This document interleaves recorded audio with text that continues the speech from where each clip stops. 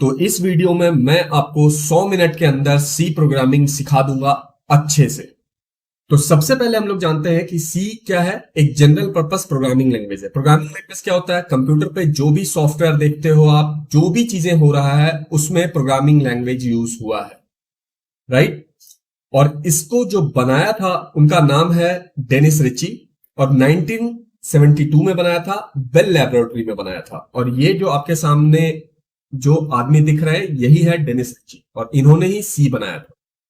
और ये जो सी प्रोग्राम है वो 50 सालों से यूज हो रहा है, ठीक है। वो आज लेटेस्ट प्रोग्राम नहीं है, वो 50 सालों से सी प्रोग्राम यूज हो रहा है और आज भी हो रहा है। और आज भी वो टॉप 10 प्रोग्रामिंग लैंग्वेज है वर्ल्ड में। ये देखो, ये है list top 10 programming language current 2024 का।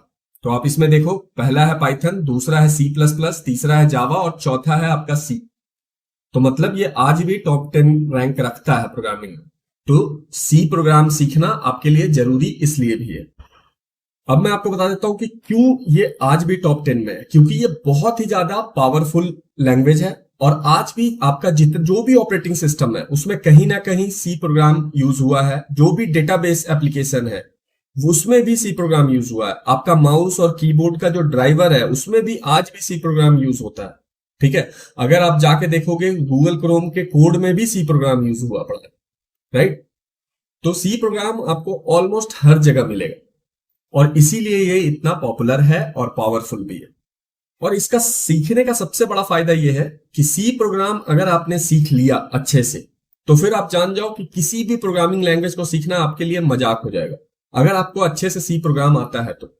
क्योंकि यही सीखना सबसे ज्यादा टफ है, ठीक है। तो अगर आप सी अच्छे से समझ लेते हो तो जावा हो, पाइथन हो, सी प्लस प्लस हो, सी शार्प हो, कुछ भी हो, पीएचपी हो, आप आसानी से समझ जाओगे। तो इसीलिए आप सब इसको बहुत अच्छे से सीखो। इसका बेसिक हर जगह सेम ही है, ठीक है। तो सी का जो बेसिक है वो हर जगह आपको काम आने वाला है। अब इसका सबसे बड़ा फायदा ये है कि ये सबसे फास्ट प्रोग्रामिंग लैंग्वेज है जावा और पाइथन के कंपैरिजन में। आज भी आप देखते होंगे इंडस्ट्री में सबसे ज्यादा जावा और पाइथन यूज होता है, बट फिर भी सी क्यों यूज हो रहा है? क्योंकि जहां पे भी फास्ट काम करना है, जहां पे भी आपका चाहिए प्रोग्राम फास्ट एग्जीक्यूट हो, तो वहां पे सी या सी प्लस प्लस यूज होता है। सी प्लस प्लस क्या है? सी का ही एक्सटेंशन है, राइट। तो अगर आपको सी आता है तो सी प्लस प्लस मिनटों में आप सीख लोगे। तो इस ट्यूटोरियल में हम लोग दो सॉफ्टवेयर यूज करने वाले हैं। पहला है कोड एडिटर, जिसमें आप कोड लिखोगे। दूसरा है कंपाइलर, जो कि आपका कोड को एग्जीक्यूट करेगा। तो जो कोड एडिटर हम लोग यूज करने वाले हैं उसका नाम है विजुअल स्टूडियो कोड। और अब मैं आपको बताता हूं कि कंपाइलर क्यों यूज होता है। कोड एडिटर तो आप समझ गए होंगे कि उसमें कोड लिखेंगे। कंपाइलर क्यों यूज होता है? क्योंकि जो आप लैंग्वेज लिखते हो सी प्रोग्राम, वो कंप्यूटर नहीं समझता है। कंप्यूटर समझेगा मशीन लैंग्वेज, और आप मशीन लैंग्वेज लिख नहीं सकते हो। तो इसीलिए कंपाइलर का काम यह होता है कि आपने जो सोर्स फाइल दिया है, जो हाई लेवल लैंग्वेज लिखा है, उसको लो लेवल लैंग्वेज में कन्वर्ट करना, मशीन लैंग्वेज में कन्वर्ट करना, और उसको कंप्यूटर एग्जीक्यूट करेगा। तो कंपाइलर का काम क्या है? सी प्रोग्राम आपका कंप्यूटर जैसे समझ सकता है उसमें कन्वर्ट करना। अब हम लोग सबसे पहले क्या करेंगे, वीएस कोड जो हमारा कोड एडिटर है उसको डाउनलोड करके इंस्टॉल करेंगे। तो उसके लिए आपको यहाँ पे लिखना है वीएस कोड लिखो, और यहाँ देखो जो पहला आपके पास आ रहा है लिंक विजुअल स्टूडियो कोड, उस पर क्लिक करना है। यहाँ पे डाउनलोड का ऑप्शन आएगा, आप डाउनलोड कर लो। देखो अभी ये डाउनलोड होना स्टार्ट हो गया। अभी हमारा वीएस कोड डाउनलोड हो चुका है। अब इस पर डबल क्लिक करके हम लोग क्या करेंगे, एग्जीक्यूट करेंगे, इंस्टॉल करेंगे। तो आपको क्या करना है, यहां पर रन पे क्लिक करना है, फिर यहां पे आई एक्सेप्ट और नेक्स्ट पे क्लिक कर देना है, और उसके बाद यहां पे नेक्स्ट पे क्लिक करना है, इंस्टॉल पे क्लिक करना है। उसके बाद आपको क्या करना है, फिनिश कर देना है। फिनिश करते ही विजुअल स्टूडियो कोड ओपन हो जाएगा खुद से। ये देखो, ये है हमारा विजुअल स्टूडियो कोड इंस्टॉल हो चुका है। अगर आपको ये खुद से ओपन नहीं होता है, दोबारा आपको ओपन करना है, तो आप इसको कट कर दो और विंडोज में आओ, और यहां पे आप टाइप करो वीएस कोड। ये देखो यहाँ पे आ गया विजुअल स्टूडियो कोड, इस पे आप क्लिक करोगे, विजुअल स्टूडियो कोड खुल जाएगा। यहीं पे हम लोग अपना सी प्रोग्राम का कोड लिखेंगे। बट इसके लिए सबसे पहले हमें क्या करना पड़ेगा, कंपाइलर इंस्टॉल करना पड़ेगा सी का। अब सी का कंपाइलर कैसे इंस्टॉल करते हैं, तो उसके लिए आपको जाना पड़ेगा, फिर से हम लोग चलते हैं गूगल में, और गूगल में आपको टाइप करना है MinGW, MINGW, बस ये टाइप करो और यहां पे जो सोर्स फोर्ज वाला जो लिंक है इस पे क्लिक कर देना है। इस पे क्लिक करने के बाद आपको डाउनलोड का बटन मिलेगा, आपको उस पे क्लिक करना है, डाउनलोड ऑटोमेटिक स्टार्ट हो जाए। अब देखो हमारा डाउनलोड हो चुका है, तो इसको भी हम लोग क्या करेंगे, डबल क्लिक करके रन कर लेंगे। अब जब आप रन करोगे तो यहां पे आएगा इंस्टॉल का ऑप्शन, आपको इंस्टॉल पे क्लिक कर लेना है, फिर कंटिन्यू करना है। उसके बाद यहां पे एक्चुअल डाउनलोड स्टार्ट होना हो जाएगा सॉफ्टवेयर।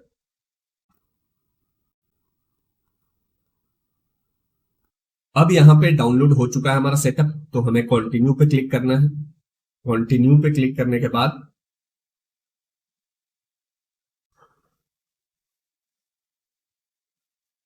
आपके पास कुछ ऐसा स्क्रीन आएगा। तो इसमें आप देखो, ये जो आपका ऑप्शन है GCC G++, इस पे आपको टिक कर लेना है। तो जब आप इस पे टिक करोगे तो यहाँ पे ऑप्शन आएगा मार्क फॉर इंस्टॉलेशन, तो उस पे आप लगा दो, ठीक है।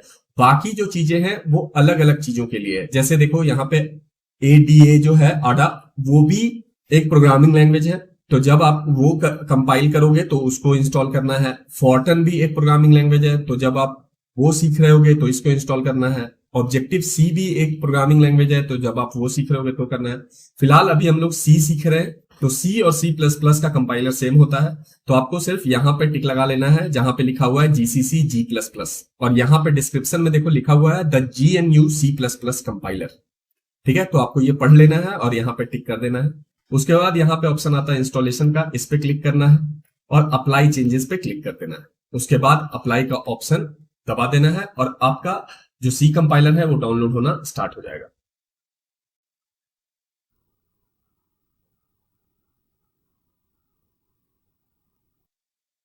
अब यहाँ पे जब सब कुछ इंस्टॉल हो जाएगा तो आपके पास कुछ ऐसा ऑप्शन आएगा, तो आपको इस पे क्या करना है, क्लोज पे क्लिक कर देना है, फिर इसको भी कट कर देना है। अगर आपको ऐसा लग रहा है कि मैं बहुत जल्दी जल्दी बोल रहा हूं, तो आप क्या कर सकते हो, यूट्यूब में ऑप्शन होता है वीडियो का स्पीड थोड़ा स्लो करने का, ठीक है। तो आप वीडियो का स्पीड स्लो कर लो अगर आपको बहुत जल्दी जल्दी लग रहा है कि मैं बोल रहा हूं तो। अब सी कंपाइलर हमारा इंस्टॉल हो गया है, तो उसको चेक करना है कि वो सही से हुआ है या नहीं, काम कर रहा है। तो वो कैसे करेंगे, आपको क्या करना है, इस स्टार्ट ऑप्शन में जाना है विंडोज का, और यहां पे टाइप करना है CMD, ठीक है। और यहां पे लिखा हुआ आएगा कमांड प्रॉम्प्ट, इस पे क्लिक कर लेना है। कमांड प्रॉम्प्ट में आपको टाइप करना है GCC और -- वर्जन, ठीक है, और एंटर कर देना है। तो अगर आपको कुछ ऐसा दिख रहा है, यहाँ पे GCC का वर्जन दिखेगा, यहाँ पे देखो 11.2.0 है और यहाँ पे लिखा हुआ है this is a free software, right. अगर ये सब कुछ लिखा हुआ आ रहा है तो इसका मतलब आप समझ लो कि इंस्टॉल आपका अच्छे से हो गया है। अगर इसके अलावा आता है कि GCC कमांड नॉट फाउंड, तो आप समझ लो कि अच्छे से इंस्टॉल नहीं हुआ है, अभी आपको एक स्टेप और करना है। क्या करना है वो मैं आपको बताता हूं। आपको क्या करना है, फिर से ये विंडोज वाले मेन्यू पे जाना है और यहाँ पे टाइप करना है system environment variable, SYSTEM, system environment variable. देखो यहाँ पे आ गया edit the system environment variable, इस पे आपको क्लिक कर लेना है। यहां से आपको देखो यहाँ पे ऑप्शन है इन्वायरमेंट वेरिएबल का, उस पे क्लिक कर लेना है। उसके बाद आपके पास क्या आएगा, पाथ, यहाँ पे देखो पाथ लिखा हुआ है, तो इसको सेलेक्ट कर लो पाथ को और यहां से एडिट पे क्लिक कर लो। एडिट पे क्लिक करने के बाद आप देखोगे कि जो ये मेरे पास ऑप्शन दिख रहा है ना, ये देखो MinGW64 bin, ये जो आपको दिख रहा है ये आपको नहीं दिखेगा, राइट। अगर देखो मैं इसको क्या करता हूं कि अभी फिलहाल के लिए कॉपी कर लेता हूं और उसके बाद इसको डिलीट कर देता हूं, ठीक है। आपके अगर आप में एरर आ रहा है तो पक्का ये यहां पे नहीं होगा। देखो मैं इसको डिलीट कर देता हूं, ओके कर देता हूं, यहां पे भी ओके कर देता हूं, ठीक है, यहां पे भी ओके कर देता हूं। अब अगर मैं यहां पे सेम कमांड लिखता हूं GCC वर्जन, तो देखो ये यहां पे क्या आ रहा है, GCC is not recognized as an internal और एक्सटर्नल कमांड। तो अगर आप में ये वाला एरर आया है तो आपको क्या करना है, फिर से वहीं पे जाना है सिस्टम इन्वायरमेंट वेरिएबल, आपको टाइप करना है सिस्टम इन्वायरमेंट वेरिएबल, इस पे क्लिक करना है। यहां पे जाना है एनवायरमेंट वेरिएबल में, फिर पाथ पे क्लिक करना है, फिर एडिट पे क्लिक करना है, और इसके बाद आपको यहाँ पे न्यू पे क्लिक करना है और यहाँ पे ऐड करना है। क्या ऐड करना है? ये वाला पाथ। ठीक है, अब ये पाथ कहां से आपको मिलेगा वो मैं आपको बता देता हूं। उसके लिए आपको क्या करना पड़ेगा, जाना पड़ेगा अपने सी ड्राइव पे। राइट, लोग चलते हैं अपने सी ड्राइव पे। तो हम लोग जाएंगे सी ड्राइव में और यहां पे देखेंगे कि कहां पे हमें minGW का फोल्डर मिला है, बना है। राइट, अभी देखो हमारा यहां पे बना है minGW। तो इसमें जाना है, बिन पे जाना है और उसके बाद ये वाला पाथ कॉपी कर लेना है। राइट, ये पाथ आपको कॉपी करना है। जैसे देखो मैं इसको कॉपी कर ले रहा हूं और यहां पे क्या करते हैं हम लोग, इसके जगह पे वो वाला minGW जो नया इंस्टॉल हुआ है हमारा, ये मेरा पुराना इंस्टॉल था, तो अभी जो नया हुआ है वो हम लोग डालते हैं। तो इसके लिए पहले इसको डिलीट कर देता हूं, फिर न्यू पे क्लिक करता हूं और ये पाथ यहाँ पे ओके कर देता हूं। राइट, फिर सारा ओके कर दो आप, और फिर से मैं आपको दिखा देता हूं पाथ कहां पे आपको मिलेगा। आपको मिलेगा यहां, अपने सी ड्राइव में जाओगे, वहां पे आपको ढूंढना है minGW वाला फोल्डर, उसमें ढूंढना है बिन वाला फोल्डर, बिन के फोल्डर के अंदर आ जाओगे, उसके बाद ये वाला पाथ यहां से कॉपी कर लेना है। Right, simple. अब फिर से हम लोग क्या करते हैं कि कमांड प्रॉम्प्ट ओपन करेंगे अपना cmd और इसमें फिर से लिखेंगे gcc -- वर्जन या -- वर्जन, जो भी आपको कहना है कहो। उसके बाद एंटर करो, देखो यहां पे फिर से हमारा वो आ गया। राइट, तो इस तरीके से आप कॉन्फ़िगर कर लोगे, चाहे आपका पाथ ऑटोमेटिक सेट होता है या नहीं होता है, दोनों मैंने आपको बता दिया है। अब जिनका इंस्टॉल नहीं हुआ है, किसी भी वजह से कुछ भी एरर आ रहा हो, ठीक है, नहीं हो पा रहा है, तो उनके लिए भी मैं आपको बताता हूं कि आपको क्या करना है, ऑनलाइन कंपाइलर यूज करना है, आपको सीखना ही है। राइट, तो आप क्या करोगे, जाओगे गूगल पे और गूगल पे आपको टाइप करना है ऑनलाइन सी कंपाइलर और आपको बहुत सारे कंपाइलर मिल जाएंगे। देखो यहां पे भी एक कंपाइलर, कोई भी कंपाइलर आप ओपन कर लो, हर जगह आप सी का कोड एग्जीक्यूट कर सकते हो। अगर आपके लोकल मशीन पे बाई चांस कुछ भी गड़बड़ हो रहा है तो आप ऑनलाइन जाओ, इंटरनेट कनेक्ट करो और ऑनलाइन इस तरीके से सी कंपाइलर पे आ जाओ। अब देखो यहां पे क्या है, हमारा कोड लिखा हुआ है पहले से, इन लोगों ने एक दिया है ट्राई करने के लिए। अब यहां पे मान लो मैं लिख देता हूं टेकगन और यहां पे देखो रन पे क्लिक करूंगा, यहां पे देखो आउटपुट में लिखा हुआ आ जाएगा टेकगन। ये देखो यहां पे टेकगन लिखा हुआ आ गया। उसी तरीके से इस टाइप का भी आपको मिल जाएगा, यहां पे हेलो वर्ल्ड की जगह फिर से हम लोग क्या करते हैं, टेकगन लिख देते हैं। और अब मैं इसको रन करूंगा, देखो यहां पे रन का बटन है, अब मैं रन करूंगा, देखो यहां पे टेकगन लिखा हुआ आ गया। तो बहुत सारे कंपाइलर मिल जाएंगे, हर जगह आपको क्या मिलेगा, दो चीजें मिलेंगी। एक जहां पे आप कोड लिखोगे, जैसे यहां पे हम लोग कोड लिखेंगे और उसके बाद एग्जीक्यूट करोगे या रन करोगे, देखो इसमें इन लोगों ने लिखा है एग्जीक्यूट, तो इस पे आप क्लिक करोगे तो आप देखो यहां पे प्रिंट हो जाएगा हेलो वर्ल्ड। राइट, तो आपको कंपाइलर में क्या क्या मिलता है ऑनलाइन में, एक तो आपको कोड एडिटर एक साइड मिल जाएगा और दूसरे साइड जो भी आउटपुट आएगा आपके प्रोग्राम का वो दिखेगा, और ये आपको हर जगह मिलेगा। थोड़ा सा इंटरफेस चेंज रहेगा, जैसे देखो यहाँ पे आउटपुट नीचे दिख रहा है और यहाँ पे व्हाइट कलर का आपका आउटपुट और कोड एडिटर है। तो अलग अलग वेबसाइट पे अलग अलग चीजें मिलेंगी, लेकिन हर जगह दो चीज जरूर रहेगा, एक आपका कोड एडिटर जहां आप कोड लिखोगे और दूसरा जहां आपको आउटपुट दिखेगा। कहीं पे ये बटन रन लिखा हुआ रहेगा, कहीं पे एग्जीक्यूट लिखा हुआ रहेगा। तो अब मैं आपको अपने कंप्यूटर पे जो हमने इंस्टॉल किया है कंपाइलर और VS कोड, उस पे रन करके दिखाऊंगा कोड। जिनका वहां पे नहीं काम करता है वो सेम कोड ऑनलाइन करेंगे, उनका काम कर जाएगा।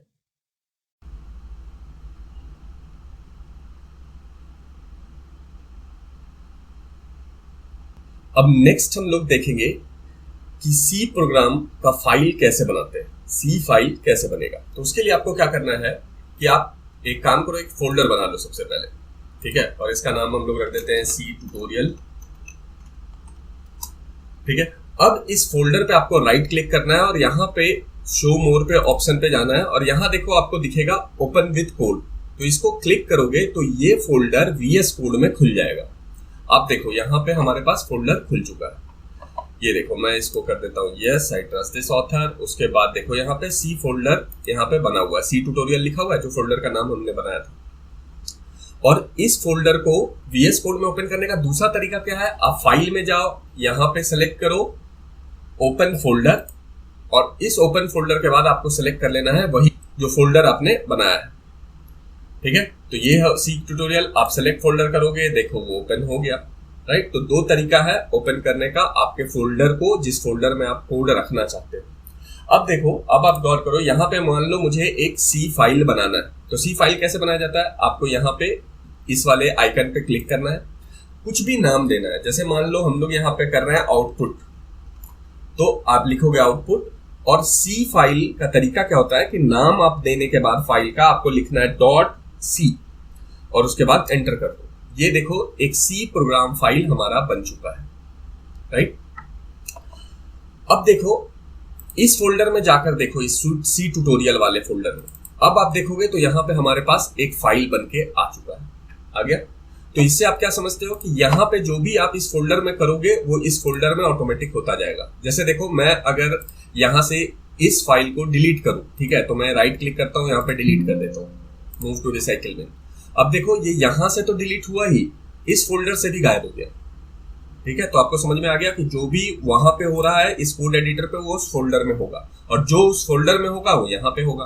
तो हम लोग को एक फाइल बनाना है, तो हम लोग क्या लिखेंगे, यहाँ पे क्लिक करेंगे और लिखेंगे output.c। ठीक है, ये हमारा सी फाइल बन चुका है। अच्छा, अब देखो यहाँ पे VS कोड आपको कह रहा है कि आप क्या करो कि कुछ एक्सटेंशन इंस्टॉल करो जो कि आपका सी फाइल को लिखने में मदद करेगा, थोड़ा डेकोरेशन अच्छा लगेगा। तो आप क्या कर सकते हो, यहाँ पे इसको इंस्टॉल भी कर सकते हो, या यहाँ पे शो रिकमेंडेशन में क्लिक करोगे तो आपको दिखाएगा कि कौन सा वो एक्सटेंशन इंस्टॉल करने को आपको बोल रहा है। तो C++ एक्सटेंशन पैक इंस्टॉल करने से क्या होगा कि आपको बहुत सारा फंक्शनैलिटी मिल जाएगा। वो यहाँ पे आप पढ़ सकते हो जाके फीचर्स में कि आप क्या क्या होगा क्या नहीं होगा। राइट, तो मैं क्या करता हूं कि इसको इंस्टॉल पे लगा देता हूं, यहां पे कर लिया इंस्टॉल। ठीक है, देखो हमारा इंस्टॉल हो चुका है पैकेज। राइट, ये जरूरी नहीं है एक्सटेंशन इंस्टॉल करना, बट कर लोगे तो आपको हेल्प मिलेगा कोड में, और थोड़ा आपका कोड अच्छे से स्ट्रक्चर खुद से होगा। राइट, इसके बारे में मैं ज्यादा डिटेल में नहीं जाऊंगा क्योंकि ये जरूरी नहीं है, फिर भी मैंने आपको बस बता दिया कि एक्सटेंशन इंस्टॉल होता है। अब आप क्या करो, इसको कट कर दो, ये वेलकम वाले को हटा दो, इसको फिर से हम लोग बंद कर देते हैं VS कोड को और फिर से ओपन करेंगे। उससे क्या होगा कि वो जो हमने इंस्टॉल किया है वो फिर से एक्टिव हो जाएगा एक्सटेंशन। ठीक है, तो एक्सटेंशन को एक्टिव करने के लिए हमने VS कोड बंद करके फिर से स्टार्ट कर लिया। अब हम यहाँ पे कोड लिखना स्टार्ट करते हैं। तो मैं सबसे पहले बिना समझाए आपको एक प्रोग्राम लिख कर रन करना आपको सिखाता हूँ, उसके बाद मैं आपको ये प्रोग्राम एक्सप्लेन कर दूंगा। तो सबसे पहले हम लोग एक छोटा सा प्रोग्राम बनाते हैं, int main।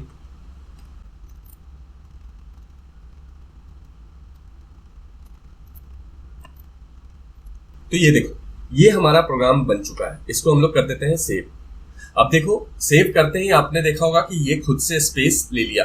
ठीक है, तो ये जो हमने इंस्टॉल किया था एक्सटेंशन, उसकी वजह से हुआ कि खुद से वो स्ट्रक्चर अच्छे से बना देता है। हम लोग कुछ गड़बड़ भी करेंगे तो वो सही कर देगा। जैसे फॉर एग्जांपल मैं आपको बताता हूँ, इस रिटर्न को इस लाइन में लिखेंगे और इसको फिर से सेव करता हूँ, ये देखो रिटर्न ऑटोमेटिक नीचे आ गया।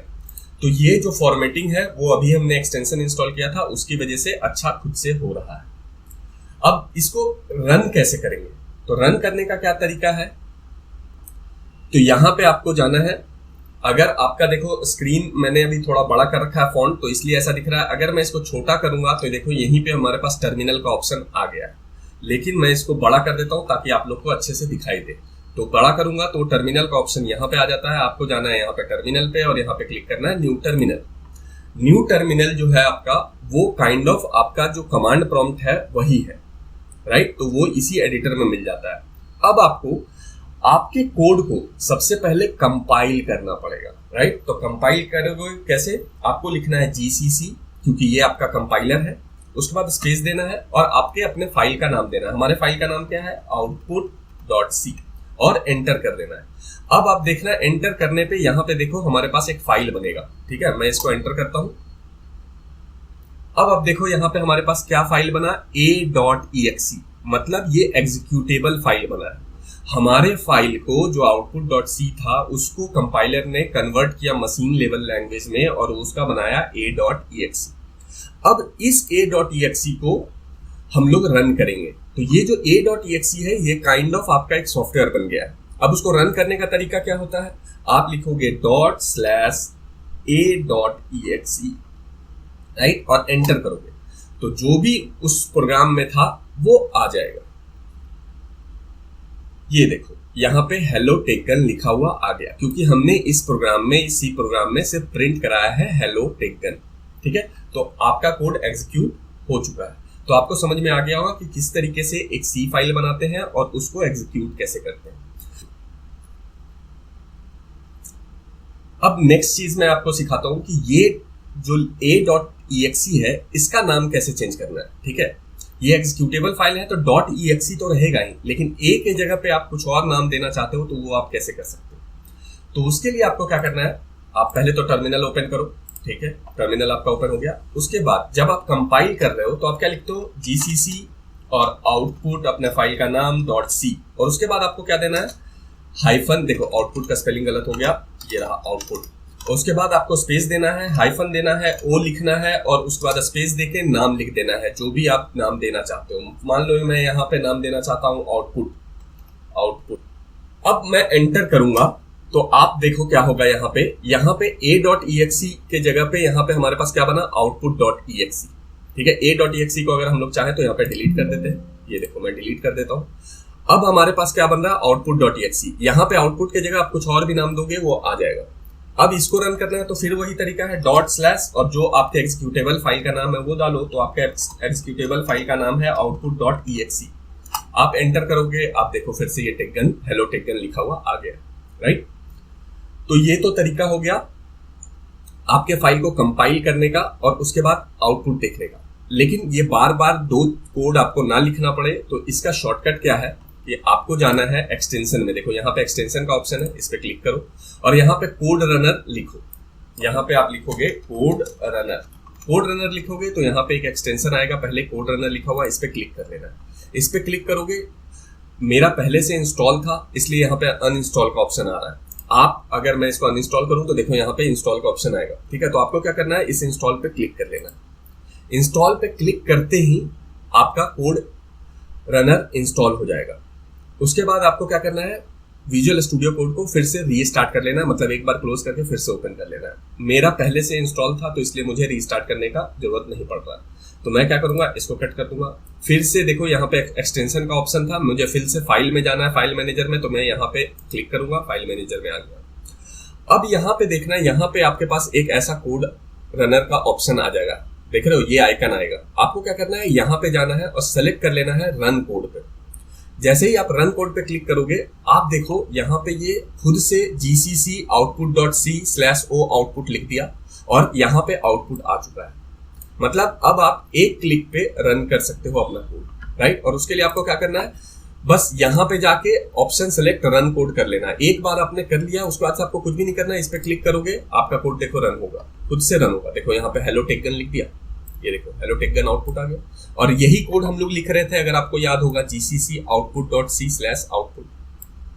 ठीक है, और यहाँ पे output.exe भी ऑटोमेटिक बन गया। तो आपके पास दो ऑप्शन है, या तो कोड रनर से रन कर लो या तो खुद से कमांड लिख के आप रन कर लो। तो मैं इसको क्लोज कर देता हूं। अब मैं आपको सी प्रोग्राम का बेसिक समझाता हूं। तो उसके लिए मैं क्या करता हूं कि इसको हटा देते हैं, बिल्कुल स्क्रैच से समझेंगे हम लोग, फर्स्ट लाइन से समझेंगे। तो देखो, एक वर्ड आपको पहले समझना है, फंक्शन। फंक्शन क्या होता है, अगर हिंदी में उसका मीनिंग देखेंगे तो उसका मतलब होता है काम। ठीक है, कोई भी आप काम करते हो उसको हम फंक्शन बोलते हैं। या आपका टीवी रिमोट कुछ काम करता है तो आप उसको क्या बोलते हो कि इस रिमोट का ये फंक्शन है, मतलब ये काम है। उसी तरीके से प्रोग्राम में भी फंक्शन होता है और किसी काम को आप स्टेप में डिवाइड कर सकते हो। जैसे फॉर एग्जांपल मैं आपको बोलूं कि आप अपने गाड़ी का मोबिल चेंज करना है, तो उसका क्या क्या स्टेप हो सकता है कि आप एक नया मोबिल खरीदोगे, उसके बाद आप अपने गाड़ी का पुराना मोबिल निकालोगे, फिर नया मोबिल उसमें डालोगे और अब आपका मोबिल चेंज हो गया। तो आपने देखा कि इसमें आपको मोबिल चेंज करना है, ये क्या है, एक फंक्शन है, लेकिन उसके अंदर 3 स्टेप है कि आप पहले नया मोबिल खरीदोगे, फिर पुराना मोबिल निकालोगे जो खराब हो चुका है, और उसके बाद फिर से नया मोबिल डालोगे। तो ये 3 जो स्टेप हुआ, इस स्टेप्स को हम लोग बोलते हैं इंस्ट्रक्शन प्रोग्राम में, राइट। तो जो सी प्रोग्राम होता है उसमें फंक्शन कैसे बनाया जाता है, पहले फंक्शन का एक नाम होता है, कोई भी आप नाम दे दो, और उसके बाद आप ये ब्रैकेट ऑन और क्लोज करोगे तो ये बन गया फंक्शन। ठीक है, तो जहां पे भी आप ये किसी नाम के आगे ब्रैकेट ऐसे लगा हुआ आप देखोगे तो आप समझ जाना कि वो फंक्शन है। ठीक है, अब जो सी प्रोग्राम आपका है वो सबसे पहले ढूंढता है मेन फंक्शन। मेन का मतलब क्या होता है कि मेन मतलब मुख्य। ठीक है, तो वो सी प्रोग्राम मेन फंक्शन से स्टार्ट करता है, मतलब आपका मेन काम करना स्टार्ट करेगा। तो आपको सबसे पहले यहाँ पे मेन फंक्शन बनाना पड़ेगा, क्योंकि सी प्रोग्राम स्टार्ट ही मेन फंक्शन से होगा। तो आपको क्या लिखना है, मेन, और उसके बाद फंक्शन बनाने का तरीका ये होता है। ठीक है, ब्रैकेट ऑन ऑफ कर दिया, अब आपका मेन फंक्शन बन चुका है। अब इस मेन फंक्शन से ही आपका सी प्रोग्राम स्टार्ट होगा एग्जीक्यूट होना, तो आपको सबसे पहले मेन फंक्शन लिखना है। अब मैंने क्या बताया, एक फंक्शन के अंदर बहुत सारा इंस्ट्रक्शन हो सकता है, तो सी प्रोग्राम कैसे समझेगा कि कहां से इंस्ट्रक्शन स्टार्ट हुआ है, कहां पे खत्म। तो उसके लिए क्या करना होता है, आपको नेक्स्ट लाइन में जाके करली ब्रैकेट स्टार्ट और बंद करना होता है, और इस करली ब्रैकेट के स्टार्ट और बंद होने के बीच में जो भी आप लिखोगे वो मेन फंक्शन का इंस्ट्रक्शन होगा। तो मेन फंक्शन में जितने भी काम करना है आपको वो इन दोनों ब्रैकेट के बीच में लिखना है। राइट, अब देखो, अब ये होता है बात कि कोई भी आप काम करते हो तो कुछ रिटर्न करते हो। जैसे फॉर एग्जांपल आपने गाड़ी सर्विसिंग में दिया है, तो वो गाड़ी सही करके आपको वापस क्या देता है, आपका अपना गाड़ी।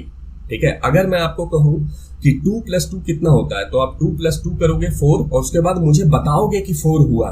ठीक है, आप मुझे रिजल्ट वापस देते हो। कोई भी काम होता है तो उसका एक रिजल्ट होता है, वो आप वापस करते हो। तो उसी तरीके से हर फंक्शन कुछ रिटर्न करता है। अब क्या रिटर्न करता है, वो नंबर रिटर्न कर सकता है, वो कोई कैरेक्टर रिटर्न कर सकता है। ठीक है, तो यहाँ पे आप जब फंक्शन बनाते हो तो आप बताते हो कि क्या रिटर्न करेगा, किस टाइप का डेटा रिटर्न करेगा, तो वो आप फंक्शन के नाम के पहले बताते हो। तो मान लो यहाँ पे मुझे नंबर रिटर्न करना है, तो मैं क्या लिखूंगा, इंट। इंट का मतलब होता है इंटीजर, और स्पेस दोगे तो इसका मतलब हुआ कि ये फंक्शन जो मेन फंक्शन है, ये जब खत्म होगा तो मुझे एक नंबर रिटर्न किया जाएगा।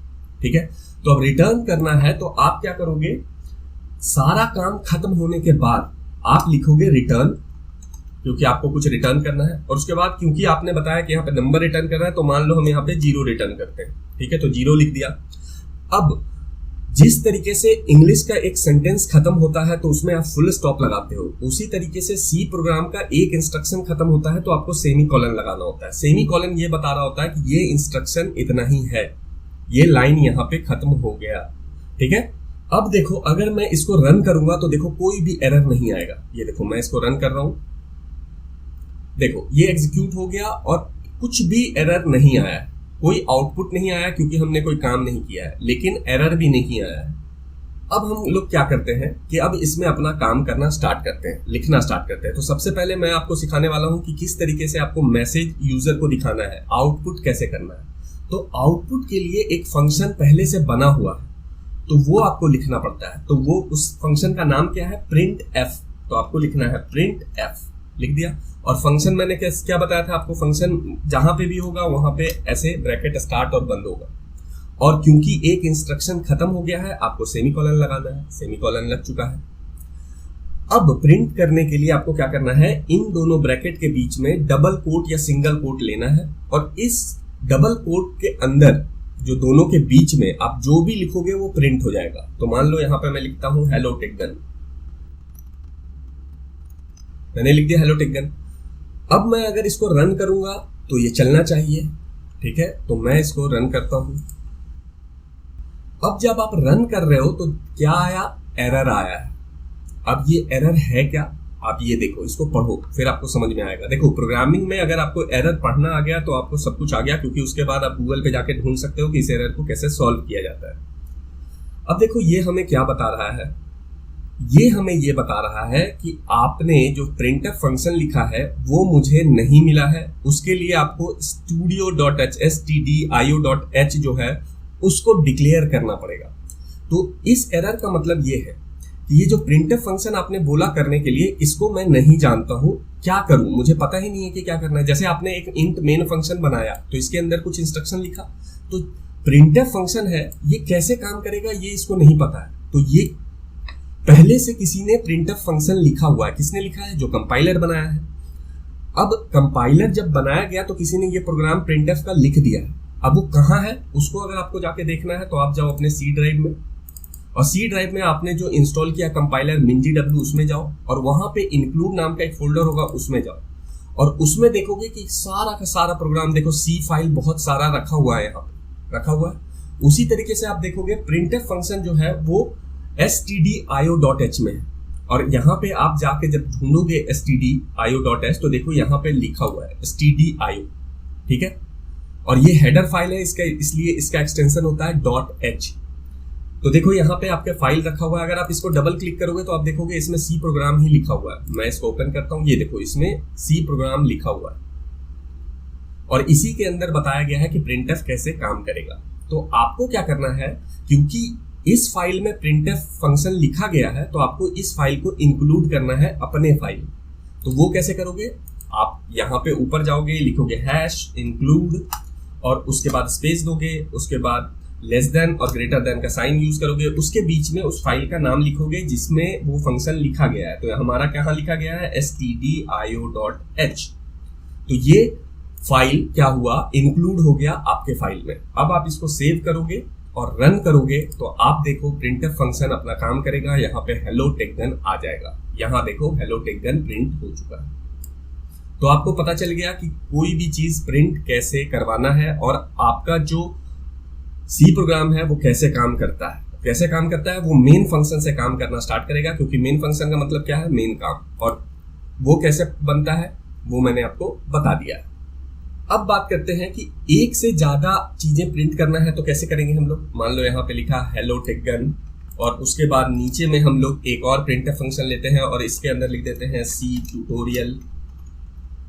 अब मैं इसको रन करवाऊंगा तो क्या होगा, अब आप देखो दोनों चीजें प्रिंट होगा, हेलो टेकगन भी और सी ट्यूटोरियल। देखो यहाँ पे आया हेलो टेकगन और सी ट्यूटोरियल दोनों आया है, बट आप देखो कि ये अलग अलग लाइन में नहीं प्रिंट हुआ है, ठीक है। तो अलग अलग लाइन में प्रिंट कराने के लिए क्या करना पड़ता है, आपको लिखना पड़ेगा \n। तो एक और प्रिंटफ फंक्शन लो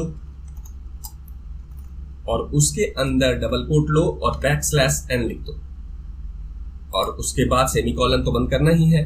उसके बाद फिर से रन करो। अब देखो वो अलग अलग लाइन में प्रिंट होगा, हेलो टेकगन और सी ट्यूटोरियल। देखो हेलो टेकगन सी ट्यूटोरियल।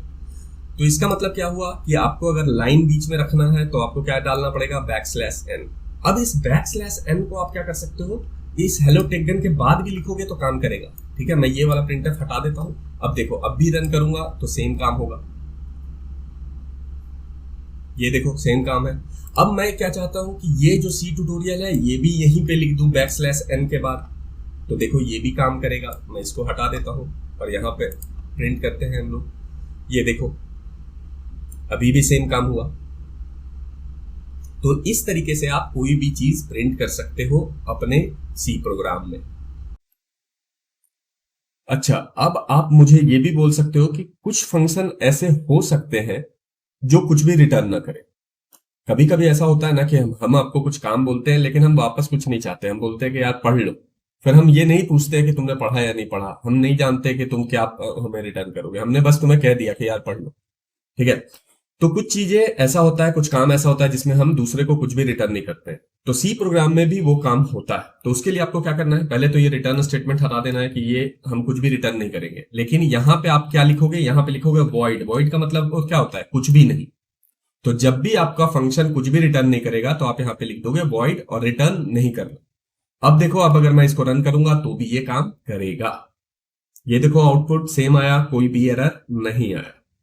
बट हम लोग क्या करते हैं, अभी इंट मेन वाला ही रखते हैं, रिटर्न करते हैं 0, ताकि आपको ये चीज सामने रहेगा तो याद रहेगा।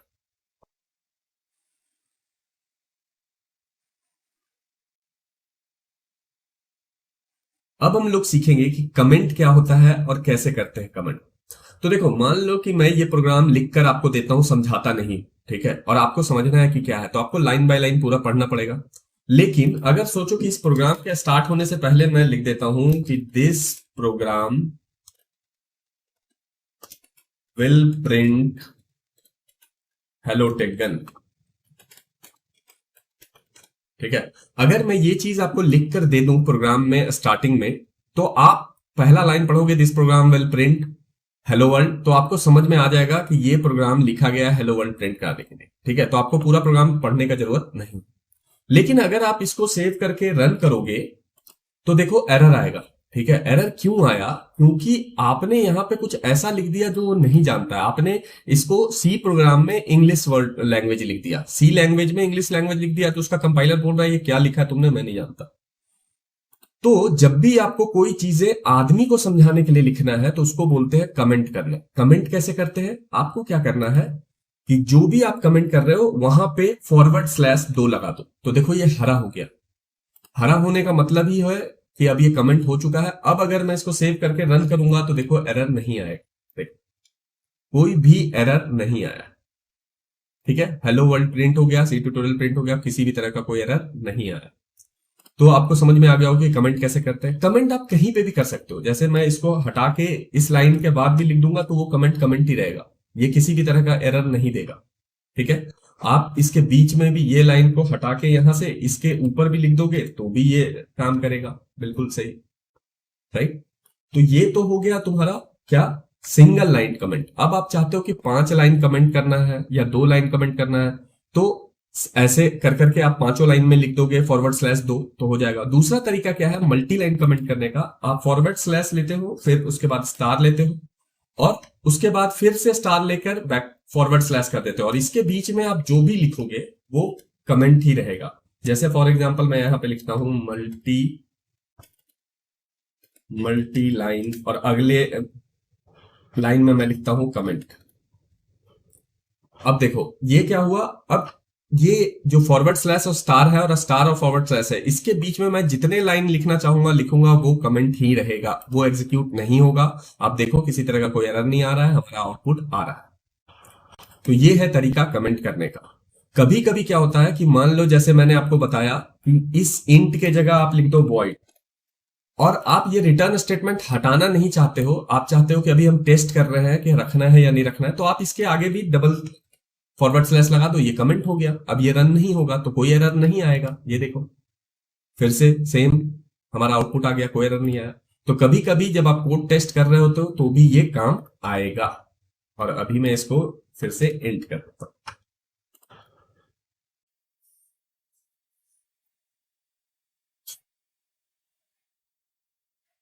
तो नेक्स्ट हम लोग देखेंगे कि वेरिएबल क्या होता है, इसका क्या यूज है, और इसको हम लोग कैसे बनाते हैं सी प्रोग्राम में। तो देखो कंप्यूटर में जो भी इंफॉर्मेशन हम लोग स्टोर करते हैं या प्रोसेस करते हैं उसको हम लोग बोलते हैं डेटा। और डेटा कंप्यूटर में 2 तरीके से स्टोर किया जा सकता है, या तो नंबर के फॉर्म में हो सकता है या कैरेक्टर के फॉर्म में हो सकता है। अब जो नंबर होता है वो भी 2 तरीके का हो सकता है। एक तो इंटीजर हो सकता है, इंटीजर मतलब होल नंबर आपका जिसमें फ्रैक्शन नहीं होगा। और दूसरा तरीका क्या होता है जिसमें फ्रैक्शन होगा, और उसको हम लोग बोलेंगे फ्लोटिंग पॉइंट नंबर। जिसमें भी डेसिमल होगा उसको हम लोग बोलेंगे फ्लोटिंग पॉइंट नंबर, जिसमें डेसिमल नहीं होगा उसको बोलेंगे इंटीजर। ठीक है, और सेकंड चीज क्या बताया मैंने कि सेकंड क्या हो सकता है, कैरेक्टर हो सकता है। कैरेक्टर में जितने भी कीबोर्ड में आपको जो बटन दिख रहे हैं, जो भी प्रिंट होता है, जैसे कैपिटल ABCD, स्मॉल ABCD, कोई भी जो सिंबल है वो, तो ये सब कैरेक्टर में आता है। राइट, तो 2 तरीके से हम डेटा को स्टोर कर सकते हैं, या तो नंबर से रिप्रेजेंट कर सकते हैं या तो कैरेक्टर से रिप्रेजेंट कर सकते हैं। अब वेरिएबल एंड डेटा टाइप को समझने के लिए मैं आपको एक आसान सा एग्जांपल देता हूं। तो एग्जांपल है आपके किचन का। तो आप जो भी आइटम किचन में डेली यूज करने के लिए रखते हो उसको आप क्या करते हो, किसी कंटेनर में रख देते हो। ऐसा तो है नहीं कि डेली आप खरीद कर लाते हो और फिर उसको यूज करते हो। तो जो भी चीज आपको पता है कि मुझे डेली यूज करना है, जैसे मसाला हो गया, आटा चावल हो गया, जो भी हो गया, उसको आप क्या करते हो, स्टोर करके किसी कंटेनर में रख लेते हो, क्योंकि आपको पता है कि इसको बार बार यूज करना है। तो उसी तरीके से कंप्यूटर प्रोग्राम में भी जिस डेटा को हम लोग बार बार यूज करेंगे उसको हम लोग स्टोर कर लेंगे किसी कंटेनर में। राइट, जिस डेटा को हम बार बार यूज करेंगे उसको स्टोर करना है, और उसी के लिए हमें जरूरत पड़ता है वेरिएबल। तो जो कंप्यूटर प्रोग्राम में वेरिएबल होता है ना, वो मैथ के अलजेब्रा की तरह होता है। जैसे वहां पे हम एक्स वाई का वैल्यू निकालते हैं, उसी तरीके से यहां पे हम क्या करते हैं, वैल्यू को एक कंटेनर में स्टोर कर लेते हैं। तो मान लो कि जो ए है वो एक कंटेनर है और उसका वैल्यू उसमें क्या स्टोर है, 1। बी में क्या स्टोर है, 2। तो अगर हम a प्लस बी करेंगे तो क्या होगा, 3 हो जाएगा, और उसको हमने क्या किया, c में स्टोर करवा दिया, तो अब c में क्या स्टोर है, 3। ठीक है, तो ये बिल्कुल मैथ के अलजेब्रा की तरह है। अब हम लोग बात करते हैं कि डेटा टाइप क्या होता है। तो फिर से मैं आपको किचन में ही ले चलता हूं और वहीं पे आपको समझाता हूं कि डेटा टाइप क्या होता है। तो अगर किचन में आप देखोगे कि डिफरेंट डिफरेंट साइज का कंटेनर होता है, मसाला के लिए अलग साइज का कंटेनर होता है, ऑयल के लिए अलग साइज का कंटेनर होता है, आटा चावल के लिए अलग साइज का कंटेनर होता है, राइट। तो कंप्यूटर में भी बिल्कुल ऐसा ही होता है। क्यों? क्योंकि जो कैरेक्टर और नंबर्स है वो भी अलग अलग साइज ऑक्युपाई करता है। जैसे अगर आप एक इंटीजर स्टोर करोगे तो आपके कंप्यूटर का 2 बाइट मेमोरी वो यूज करेगा, फ्लोटिंग पॉइंट नंबर यूज करोगे तो 4 बाइट यूज करेगा, अगर कैरेक्टर आप यूज करोगे तो सिर्फ 1 बाइट यूज करेगा।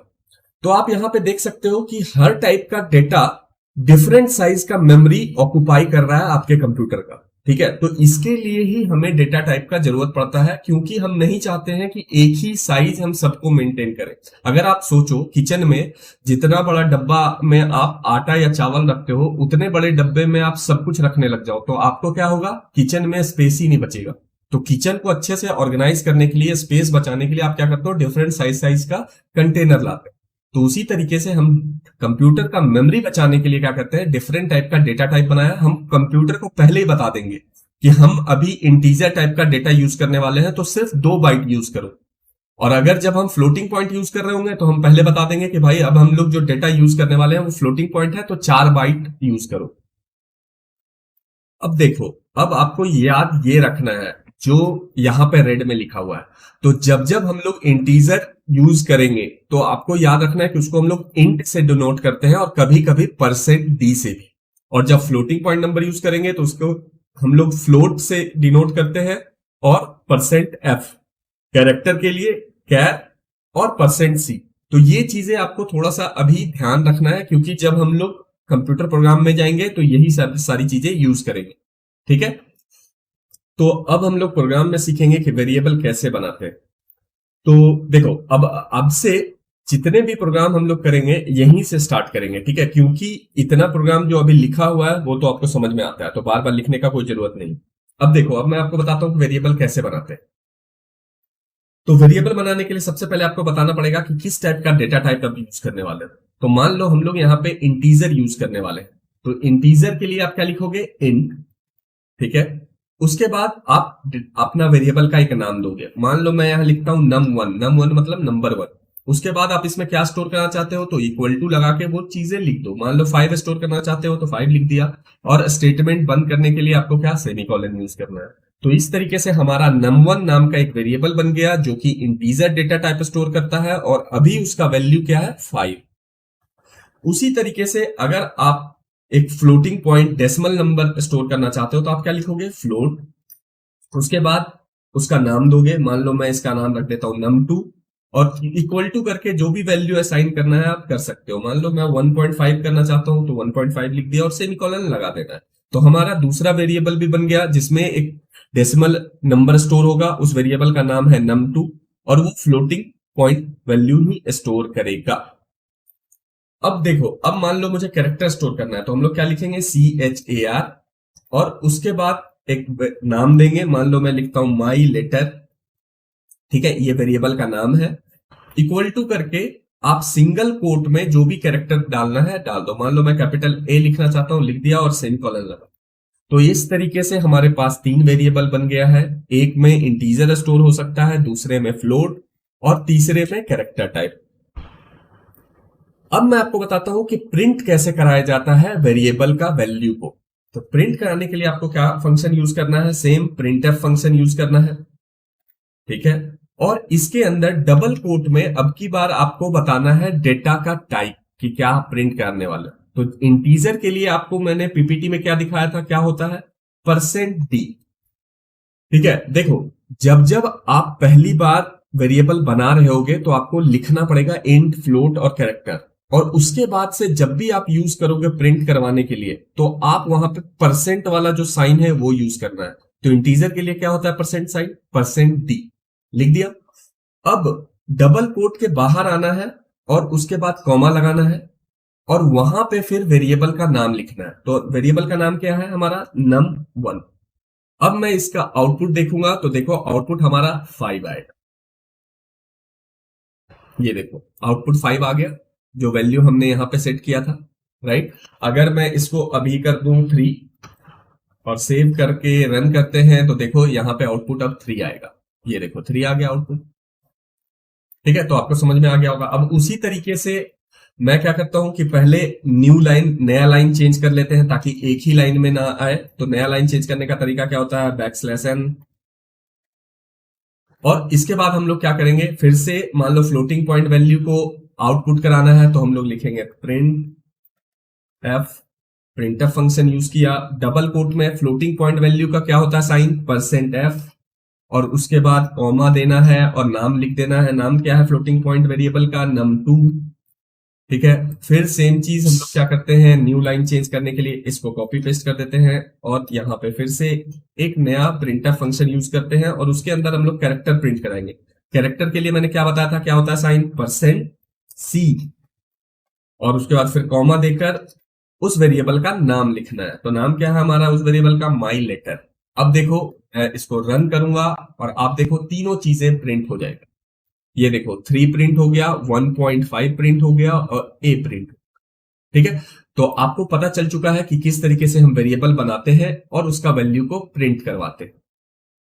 अब मैं आपको बताता हूं कि एक बार आपने वेरिएबल बना लिया तो उसका वैल्यू चेंज कैसे करोगे। तो चेंज करने के लिए आपको फिर से डेटा टाइप बताने का जरूरत नहीं है, आप डायरेक्ट वेरिएबल का नाम लिखो। फॉर एग्जांपल num1 लिखते हैं और अभी इसका वैल्यू क्या कर देते हैं, 10 कर देते हैं।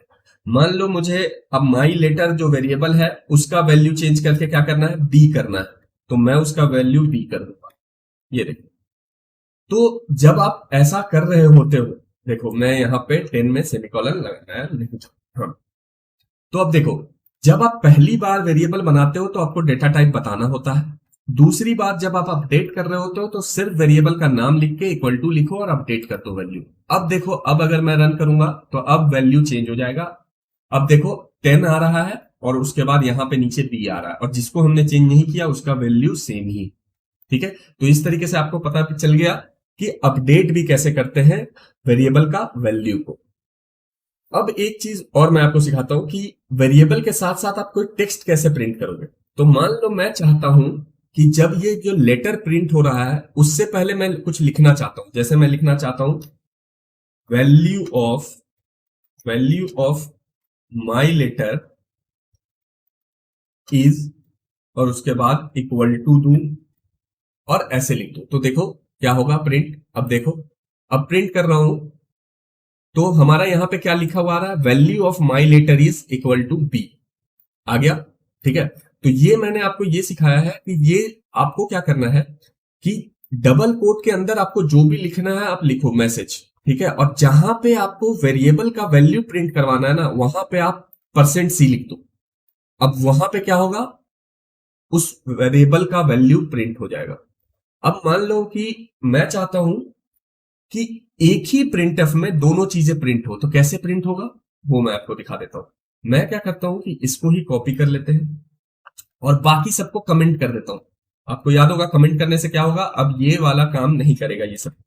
और मैं एक प्रिंटफ लेता हूं और यहां पे लिखता हूं value of my letter is %c और यहां आगे लिखता हूं and value of num1 equal to %d।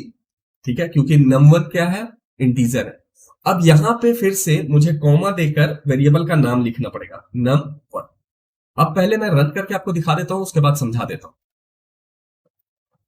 अभी देखो जब हम लोग रन कर रहे हैं तो यहां क्या लिखा हो रहा है, value of my letter is b and value of num1 is equal to 10।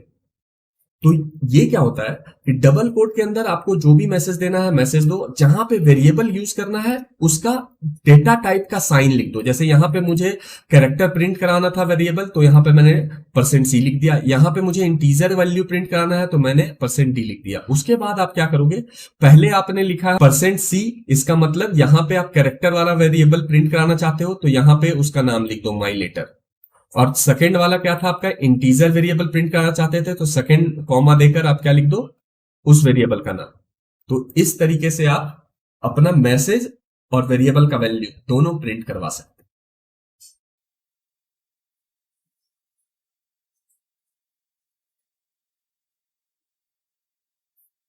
अब नेक्स्ट हम लोग देखेंगे कि आप यूजर से इनपुट कैसे लेते हो।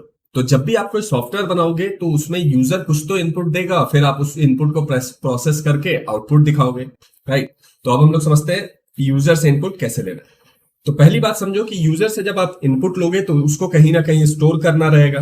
तो फॉर एग्जाम्पल यहां पे हम लोग समझते हैं कि हम यूजर से पूछ रहे हैं कि आपका एज कितना है वो बताओ, तो उसको स्टोर करवाना है।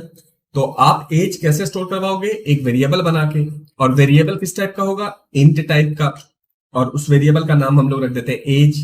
और यहां पे अभी हम लोग कोई भी नंबर असाइन नहीं करेंगे, सेमी कॉलन लगा देंगे। इसका मतलब हो गया कि हमारा वेरिएबल बन चुका है बट उसमें कुछ भी वैल्यू नहीं। अब हम लोग क्या करेंगे कि प्रिंट एफ लिखेंगे और उसमें यूजर को मैसेज देंगे कि आप अपना एज एंटर करो। तो यहां पे हम लोग लिखते हैं एंटर एज, ठीक है। अब उसके बाद अब हम लोग बात करते हैं कि कैसे इनपुट लेना है। तो उसके लिए हमारे पास एक और फंक्शन होता है जिसका नाम है स्कैन एफ, ठीक है। जैसे प्रिंट करने के लिए प्रिंट एफ है, उसी तरीके से यूजर का इनपुट लेने के लिए स्कैन एफ है फंक्शन, राइट। तो इस तरीके का फंक्शन आप लिख लोगे।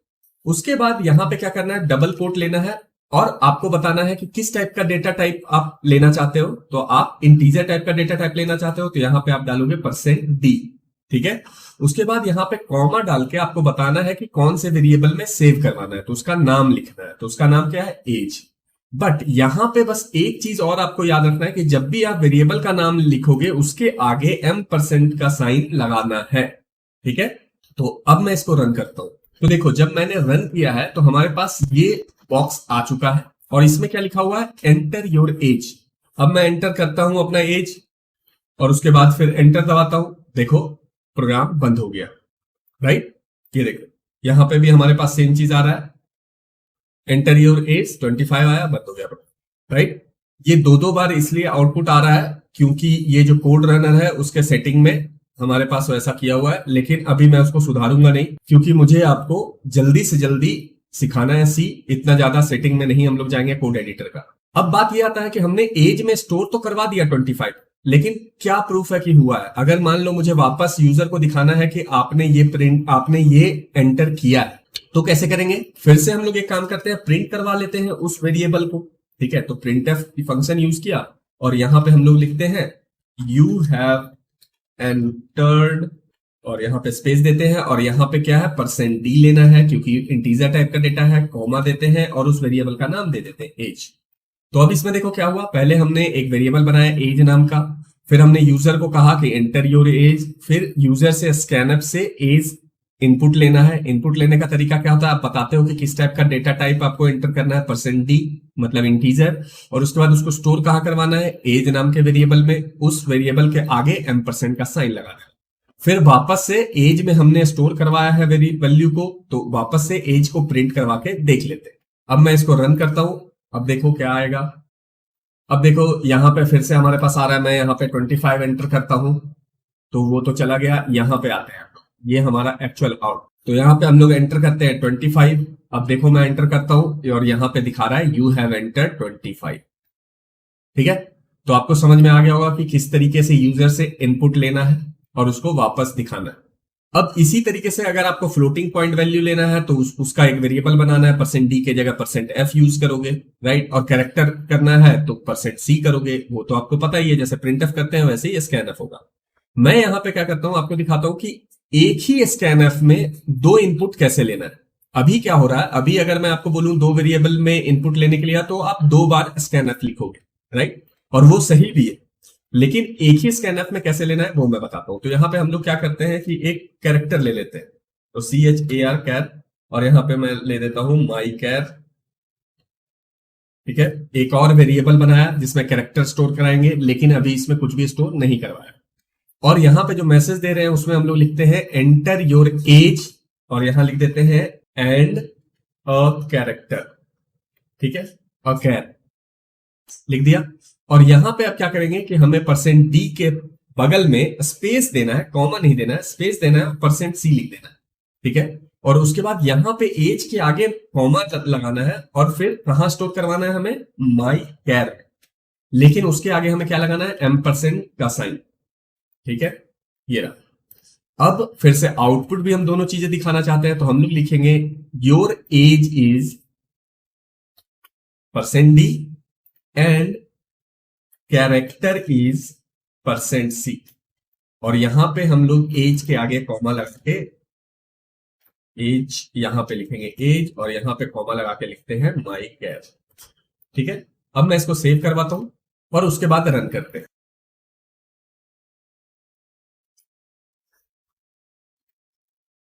अब यहां पे देखो हमारे पास क्या आ रहा है, enter your age and a character. तो यहां पे हम लोग एज एंटर करते हैं 25, स्पेस देते हैं और ए एंटर करते हैं। अब देखो, अब हम एंटर बटन दबाएंगे तो हमारे पास मैसेज क्या आएगा, योर, ओ सॉरी, यहां पे यू लिख दिया मैंने, your age is 25 and character is a.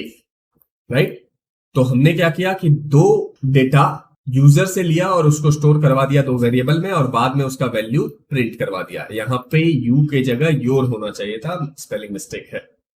और अगर आप इस वीडियो को यहां तक देख रहे हो तो इसका मतलब है कि आपको समझ में आ रहा है और ट्यूटोरियल आपको अच्छा लग रहा है। तो मुझे सपोर्ट करने के लिए आप इस वीडियो को लाइक कर दो और कमेंट भी कर दो, और चैनल को सब्सक्राइब कर लो, ताकि आगे ऐसा कोई भी ट्यूटोरियल मैं डालूं तो वो आप तक नोटिफिकेशन पहुंचे। और जिनका मन नहीं है लाइक कमेंट या सब्सक्राइब करने का, तो इसको आप लोग फीस समझ लो मेरे पढ़ाने का, और कर दो लाइक एंड कमेंट वीडियो पे, ताकि मैं ऐसे ही वीडियो और बनाता रहूं और मुझे भी थोड़ा मोटिवेशन मिले।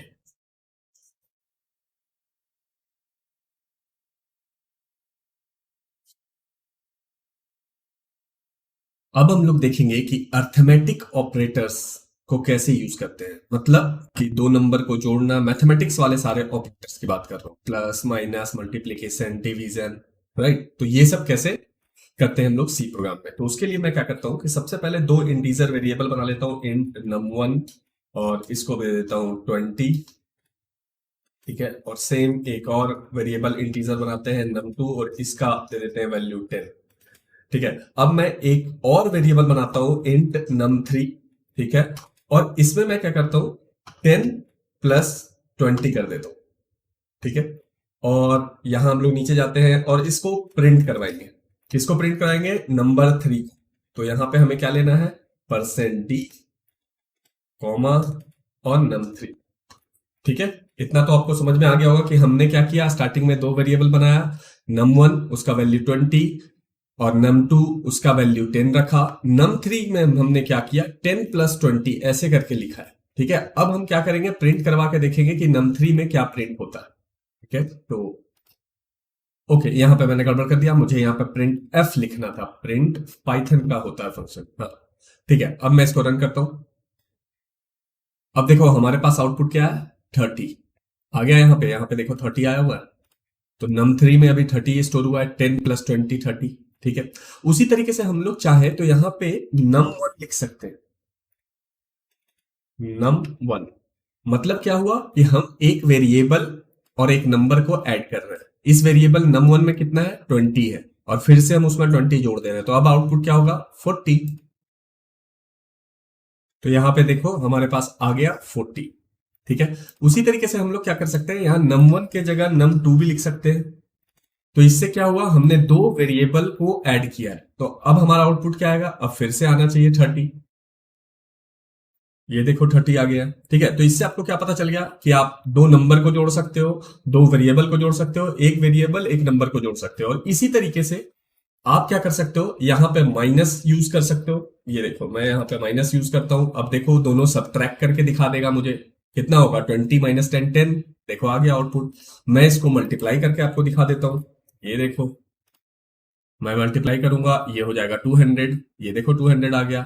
अब मैं आपको डिवाइड करके भी दिखा देता हूं। ये देखो मैंने इसको डिवाइड किया, अब यहां पे क्या आया, अब आ जाएगा आपका 2। ठीक है, अच्छा एक और ऑपरेटर है जिसमें क्या होता है, यहां पे परसेंट साइन दिया जाता है। तो इससे क्या होता है कि वो आपका रिमाइंडर बताता है। जब आप 10 को 20 से डिवाइड करोगे तो रिमाइंडर क्या आएगा, 0। तो देखो यहां पे हमारा आएगा 0। ये देखो 0 आ गया। वहीं पे मैं इसको 21 कर, ठीक है, अब मुझे ये बताओ कि 21 को 10 से डिवाइड करेंगे तो रिमाइंडर कितना आएगा, 1 आना चाहिए। ये देखो मैं आउटपुट करूंगा, यहां पे आएगा 1 आया। तो ये जो परसेंट साइन होता है इसको बोलते हैं मॉडुलो ऑपरेटर। इसमें क्या होता है कि num 1 को num 2 डिवाइड करेगा और जितना भी रिमाइंडर आएगा वो आउटपुट आएगा। अब एक चीज और मैं आपको बताऊं कि यहां पे आपको num 3 लिखने का जरूरत भी नहीं है। आप डायरेक्ट क्या कर सकते हो, यहां पे जो काम कर रहे थे उसको सीधा उठाओ और यहां पे पेस्ट करो। ये देखो अभी भी ये काम करेगा। ये देखो मैं रन कर रहा हूं, आउटपुट देखो आएगा 1 आया। आप num 1 प्लस num 2 को जोड़ो, अभी भी आउटपुट वही आएगा। ठीक है, तो आपको तीसरा वेरिएबल बनाने का जरूरत भी नहीं है। अगर आपको स्टोर करना है तो आप थर्ड वेरिएबल बनाओगे, नहीं तो आप डायरेक्ट प्रिंट में जाके दो नंबर या दो वेरिएबल को जोड़ दो और उसको आउटपुट कर लो। आउटपुट भी आएगा आपका इंटीजर में, इसलिए यहां पे %d है। अब मैं आपको एक और चीज ऑपरेटर बताता हूं, इंक्रीमेंट और डिक्रीमेंट ऑपरेटर। इंक्रीमेंट ऑपरेटर क्या होता है वो बता। मैं यहाँ पे क्या करता हूँ, एक ही नंबर रखते हैं ताकि आपको कंफ्यूजन ना हो। मैं ये भी डिलीट कर देता हूँ और यहां पे मैं लिखता हूं num 1 प्लस प्लस। इसका मतलब क्या हो, सॉरी यहां पे num 2 मैंने कर दिया, num 1 लिखना था। num 1 प्लस प्लस, तो num 1 प्लस प्लस जब आपने लिखा तो इसका मतलब होता है कि num 1 जो वेरिएबल है उसमें जो भी अमाउंट है उसमें एक बढ़ा दो। अभी कितना है 21, तो आउटपुट देखो क्या आएगा। मैं यहां पे आउटपुट कर रहा हूं num 1, ठीक है, तो आउटपुट अब क्या आएगा 22। ये देखो 22 आ गया। इसी की जगह पे num 1 में के आगे मैं माइनस माइनस लगा दूं, अब क्या होगा एक घट जाएगा, उसमें 1 सब्ट्रैक्ट होगा। ये देखो 20 आ गया। ठीक है, तो इसी को बोलते हैं इंक्रीमेंट और डिक्रीमेंट ऑपरेटर।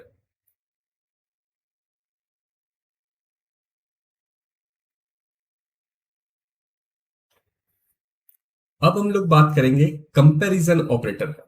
तो कंपैरिजन ऑपरेटर क्या होता है, तो जो भी हम लोग कंपेयर करने के लिए ऑपरेटर यूज करते हैं, जैसे कि ग्रेटर देन, लेस देन, या इक्वल टू, या नॉट इक्वल टू, या फिर ग्रेटर और इक्वल टू, ये सब ऑपरेटर जिसमें हम कंपैरिजन करते हैं दो नंबर्स का।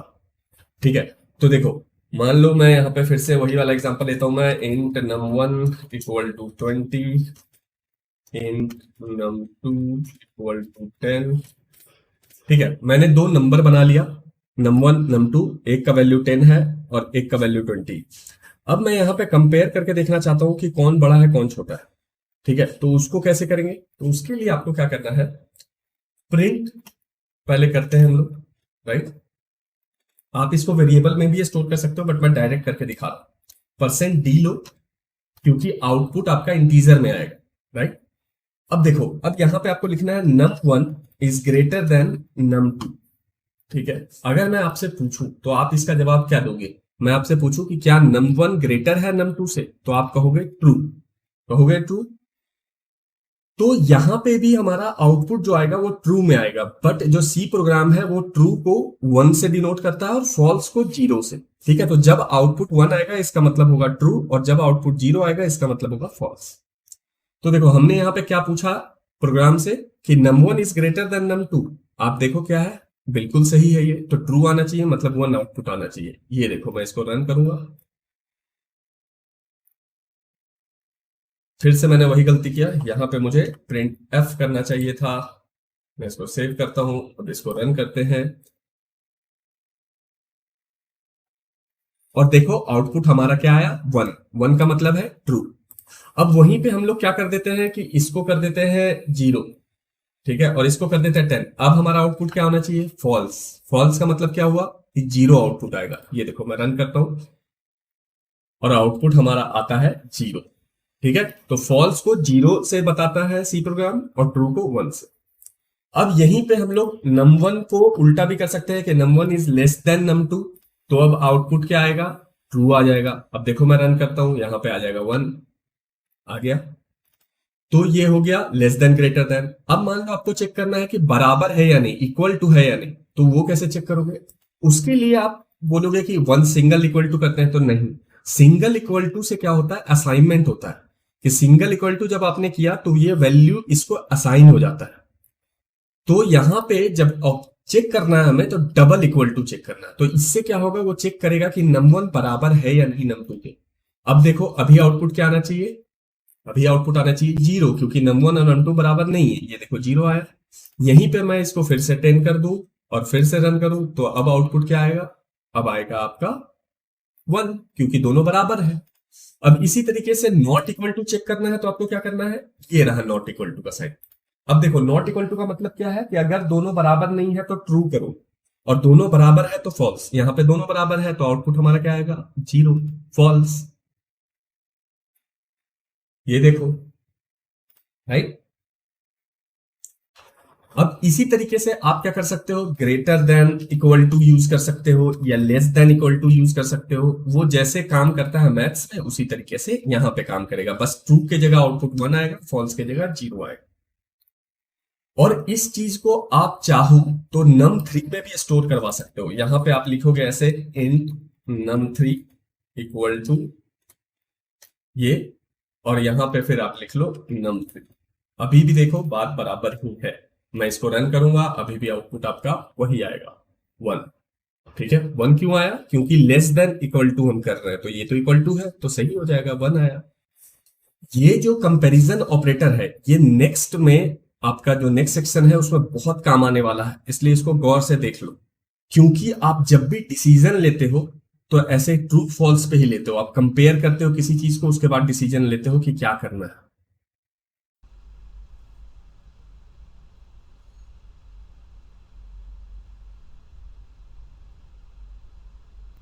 अब हम लोग देखेंगे कि इफ एल्स स्टेटमेंट को कैसे यूज करते हैं सी प्रोग्राम में। तो देखो पहले मैं आपको सिनेरियो बताता हूं कि कब काम आता है ऐसी चीजें, जहां पे आपको कोई कंडीशन चेक करके कोई डिसीजन लेना है। जैसे फॉर एग्जांपल अगर आप वोट करने जा रहे हो, वहां पे जो ऑफिसर बैठा होगा वो आपका वोटर आईडी में चेक करेगा कि आप 18 साल के हो या नहीं। अगर आप 18 साल के होगे तभी आपको वोट अलाउ करेगा, नहीं तो नहीं अलाउ करेगा। तो इसमें क्या हुआ, वो पहले कुछ कंडीशन चेक कर रहा है आपको कुछ करने देने से पहले, राइट। तो उस टाइप का डिसीजन आप जिंदगी में हमेशा लेते हो, प्रोग्राम में भी लोगे कि ये होगा तो ये करेंगे, वो होगा तो वो करेंगे, ऐसा डिसीजन आता है ना, राइट। तो हम लोग उसी का एग्जांपल लेते हैं। तो एक वेरिएबल बनाते हैं इंट एज और इक्वल टू अभी कर देते हैं 20, ठीक है, कि किसी का एज 20 है। अब हम लोग क्या करेंगे कि यहाँ पे चेक करेंगे, अगर वो 18 साल से ऊपर होगा तो हम लोग उसको वोट देने देंगे, नहीं होगा तो नहीं देने देंगे। तो उसके लिए कैसे करते हैं, हम लोग उसके लिए यूज करेंगे इफ कंडीशन, ठीक है। तो यहां पे हम लोग लिखेंगे इफ का मतलब क्या होता है कि अगर, और उसके बाद फंक्शन वाला वही पैरामीटर यूज करना है, और उसके बाद करली ब्रैकेट ऑन और ऑफ कर लेना है, ऐसे। देखो ये तो पता ही होगा।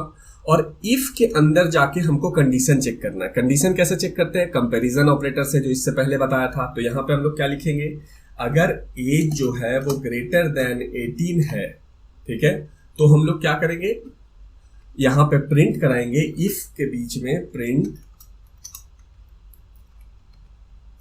प्लीज वोट, ठीक है, यहां पे सेमीकोलन। अब देखो अब क्या होगा, अब मैं इसको रन करता हूं।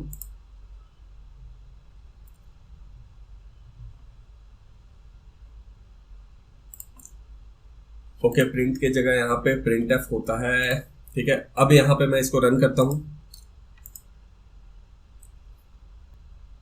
तो आप देखो यहाँ पे आउटपुट क्या आ रहा है, प्लीज वोट। क्यों आ रहा है आउटपुट, क्योंकि एज हमने 20 दिया है, यहीं पे एज को हम 14 कर देते हैं।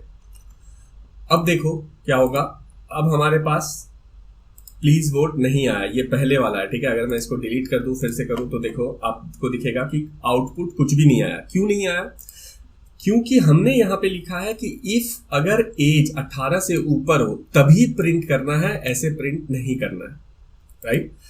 तो इफ के अंदर आपको जितना भी काम करना है सब इन दो करली ब्रैकेट के अंदर आपको करना है। और अगर इफ का कंडीशन ट्रू होगा, ठीक है, तो ही ये इफ वाला एग्जीक्यूट होगा, नहीं तो नहीं होगा। तो अभी क्या हुआ, फॉल्स हो गया, age is greater than 18 false हो गया। तो फॉल्स का मतलब क्या होता है कि इफ वाला स्टेटमेंट एग्जीक्यूट नहीं करना है। तो यहीं पे आता है एल्स स्टेटमेंट काम, मतलब कि इफ वाला काम अगर फॉल्स हो गया है तो कुछ तो करना है, तो वो दिखाना है। तो हम लोग यहां पे लिखेंगे एल्स, ठीक है, और इसके बीच में हम लोग फिर से प्रिंट करवाएंगे प्रिंट एफ, और इसमें अब की बार क्या प्रिंट कराएंगे, नॉट अलाउड टू वोट, ठीक है। मैं यहां पे सेव कर देता हूं। अब अगर मैं इसको रन करूंगा तो देखो क्या आएगा, नॉट अलाउड टू वोट, समझ गए। अभी क्या हो रहा था, इससे पहले अगर मैं यहाँ पे फिर से 19 कर देता हूं, तो अब देखो 19 किया, इसको रन करते हैं तो यहाँ पे आएगा प्लीज वोट, आ गया। तो देखो होता क्या है कि इफ वाला कंडीशन उसने पहले चेक किया, अगर वो ट्रू है तो इफ वाला स्टेटमेंट एग्जीक्यूट करेगा यहां से यहां तक, अगर फॉल्स है तो एल्स वाले में चला जाएगा। और जरूरी नहीं है कि हम एक ही स्टेटमेंट यहाँ पे लिखेंगे, यहाँ पे जितने स्टेटमेंट लिखना आप लिखो इस करली ब्रैकेट के अंदर, और इस करली ब्रैकेट के अंदर जो लिखोगे वो एल्स का कंडीशन होगा। तो इसी को बोलते हैं हम लोग इफ एल्स कंडीशन चेक करना। अब यहाँ पे हम लोग मान लो कि यहाँ पे तो ये कंडीशन हो गया कि ट्रू और फॉल्स। मान लो एक और कंडीशन साथ में चेक करना है। क्या चेक करना है कि अगर कोई एज नेगेटिव नंबर देता है तो हमें उसको बताना है कि ये नंबर अलाउ नहीं है, राइट। तो उसके लिए हम लोग क्या करेंगे, हमारे पास एक और स्टेटमेंट आता है जिसका नाम है एल्स इफ, ठीक है। तो उसमें क्या होता है कि आप इफ के बाद एक और ऐसे लिखते हो एल्स इफ, तो इसमें अब आप नेक्स्ट कंडीशन चेक करोगे। क्या चेक करोगे, देखो एज इज लेस देन 0। अगर एज लेस देन 0 है मतलब नेगेटिव नंबर आपने दिया है, तो वहां पे हम लोग क्या करेंगे, प्रिंट करवाएंगे कि age is not valid, age is not valid, ठीक है। पहले मैं आपको आउटपुट दिखा देता हूं। यहाँ पे नेगेटिव नंबर कर देते हैं -8, सेव करते हैं प्रोग्राम को, रन करते हैं। अब जब रन करेंगे हम लोग तो देखो यहाँ पे क्या लिखा हुआ आ रहा है, एज इज नॉट वैलिड। तो इसमें क्या होता है, देखो मैं आपको दिखा देता हूं कि अगर ये स्टेटमेंट ट्रू हो गया तब तो वो यहाँ पे ही एग्जीक्यूट करके बंद हो जाएगा, प्रोग्राम बाहर चला जाएगा, ठीक है। एल्स वाला एग्जीक्यूट नहीं करेगा। लेकिन अगर ये इफ कंडीशन फॉल्स हो गया तो वो नीचे आके चेक करेगा एल्स इफ वाले में। अगर ये ट्रू है तो सिर्फ इतना एग्जीक्यूट करेगा, बाकी एग्जीक्यूट नहीं करेगा। और अगर ये भी फॉल्स है तो फिर वो जाके आएगा एल्स स्टेटमेंट पे, ठीक है। तो आप सिंगल इफ भी यूज कर सकते हो, इफ एल्स भी यूज कर सकते हो, और एल्स इफ भी यूज कर सकते हो, जहां आपको जैसा जरूरत पड़ता है, जितना कंडीशन चेक करना होता है उतना। आप एक से ज्यादा एल्स इफ भी लगा सकते हो।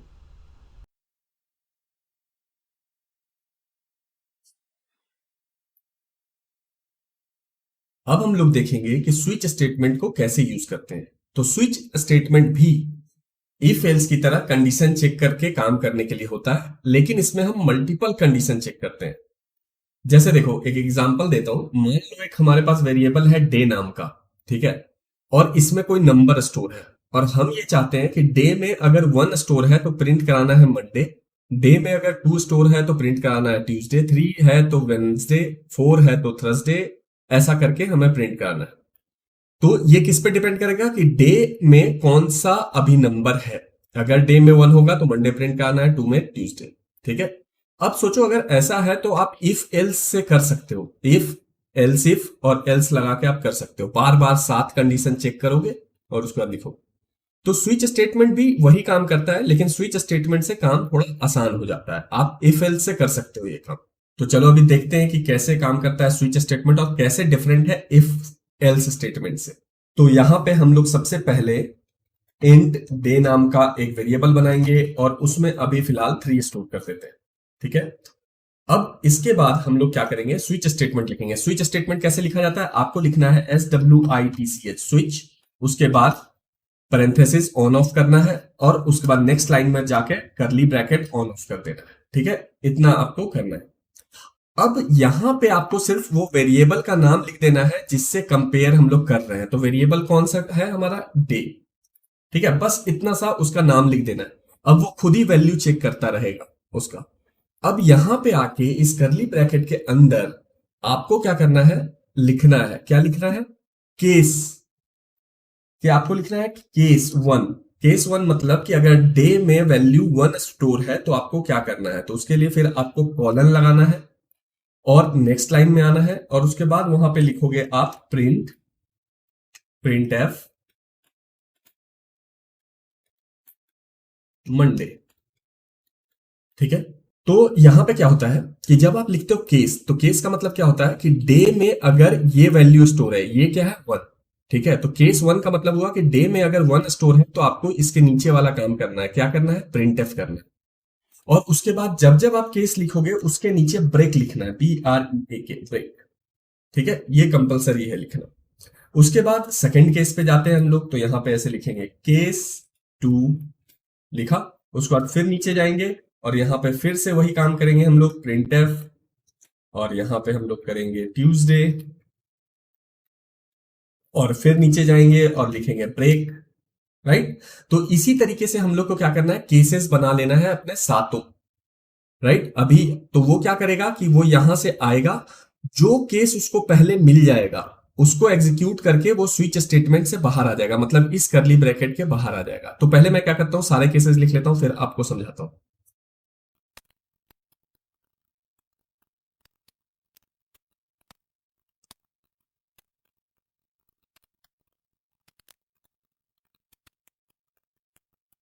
तो अभी मैंने क्या किया है कि अपने सारे केसेस लिख लिए। अब मैं आपको थोड़ा सा इसको जूम आउट करता हूं ताकि सारा केस एक बार में दिखाई दे आपको, फिर मैं आपको एक्सप्लेन करता हूं। तो देखो, स्विच केस में कुछ नहीं करना होता है, आपको स्विच लिखना होता है, पैरेंथेसिस के अंदर वो वेरिएबल डालना होता है जिसका वैल्यू आप चेक करने वाले, फिर आपको केस लिखना होता है और वो वैल्यू देना होता है जिससे आप कंपेयर कर रहे हो डे का वैल्यू से, राइट। तो अगर डे का वैल्यू 1 है तो इसका मतलब ये केस ट्रू हो गया, तो वो उसके अंदर चला जाएगा और एग्जीक्यूट करेगा, मंडे प्रिंट करेगा। ब्रेक का काम क्या है कि ब्रेक जैसे ही कोई भी चीज हो गया तो ब्रेक क्या करेगा, उसको बाहर लेके आएगा स्विच स्टेटमेंट से, मतलब आगे कुछ भी चेक नहीं करेगा। ब्रेक का काम यही है कि वो स्विच स्टेटमेंट से बाहर ले आता है, ठीक है। तो अगर मान लो केस 1 फॉल्स हो गया, मतलब अभी 3 स्टोर है, तो केस 1 क्या हो जाएगा, फॉल्स हो जाएगा, तो वो आगे प्रिंट नहीं करेगा, वो सीधा केस 2 चेक करने जाएगा। केस 2 चेक किया, ये भी फॉल्स है क्योंकि डे तो अभी 3 है, तो वो इसको भी प्रिंट नहीं करेगा। और उसके बाद केस 3 चेक करेगा। केस 3 जैसे ही चेक किया, इसको पता चला कि डे इक्वल टू 3 है, केस इक्वल टू 3 मैच कर गया है, तो वो क्या करेगा, प्रिंट करेगा वेंसडे। उसके बाद नेक्स्ट स्टेटमेंट आएगा ब्रेक। ब्रेक का मतलब क्या होता है कि स्विच स्टेटमेंट से बाहर चले जाओ, मतलब आगे कुछ भी मत करो, तो वो सीधा यहां आ जाएगा, बाहर आ जाएगा, ठीक है। तो इसी तरीके से वो एक एक करके चेक करेगा। अब मैं इसको रन करके आपको दिखा देता हूं। देखो, हमने रन किया, यहां पे वैल्यू क्या आया, वेंसडे। मैं इसको थोड़ा सा जूम कर देता हूं ताकि फिर से आपको दिखाई देने लगे। देखो, यहां पे वेंसडे लिखा हुआ आ गया।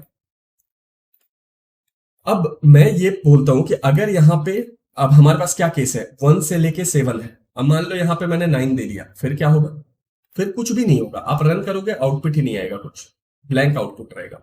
क्यों? क्योंकि उसने क्या किया, एक एक करके सारे केस को चेक किया और कोई भी ट्रू नहीं हुआ, तो कुछ भी प्रिंट नहीं करेगा। तो ऐसी जगह पे आप एक काम और कर सकते हो, आप यहां पे लिख सकते हो डिफॉल्ट केस। डिफॉल्ट केस क्या होता है, मैं पहले लिख लेता हूं फिर आपको बताता हूं।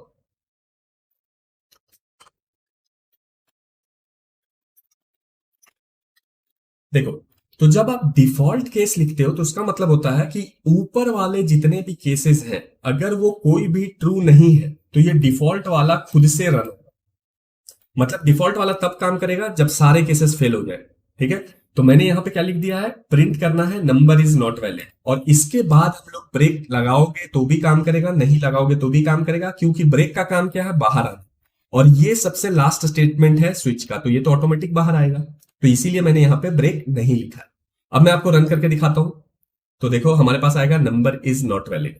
नंबर इज नॉट वैलिड क्यों आया, नंबर इज नॉट वैलिड क्योंकि ये अभी क्या है, डे 9 है, तो सारे केसेस फेल हो जाएंगे, तो वो डिफॉल्ट वाला प्रिंट कर देगा।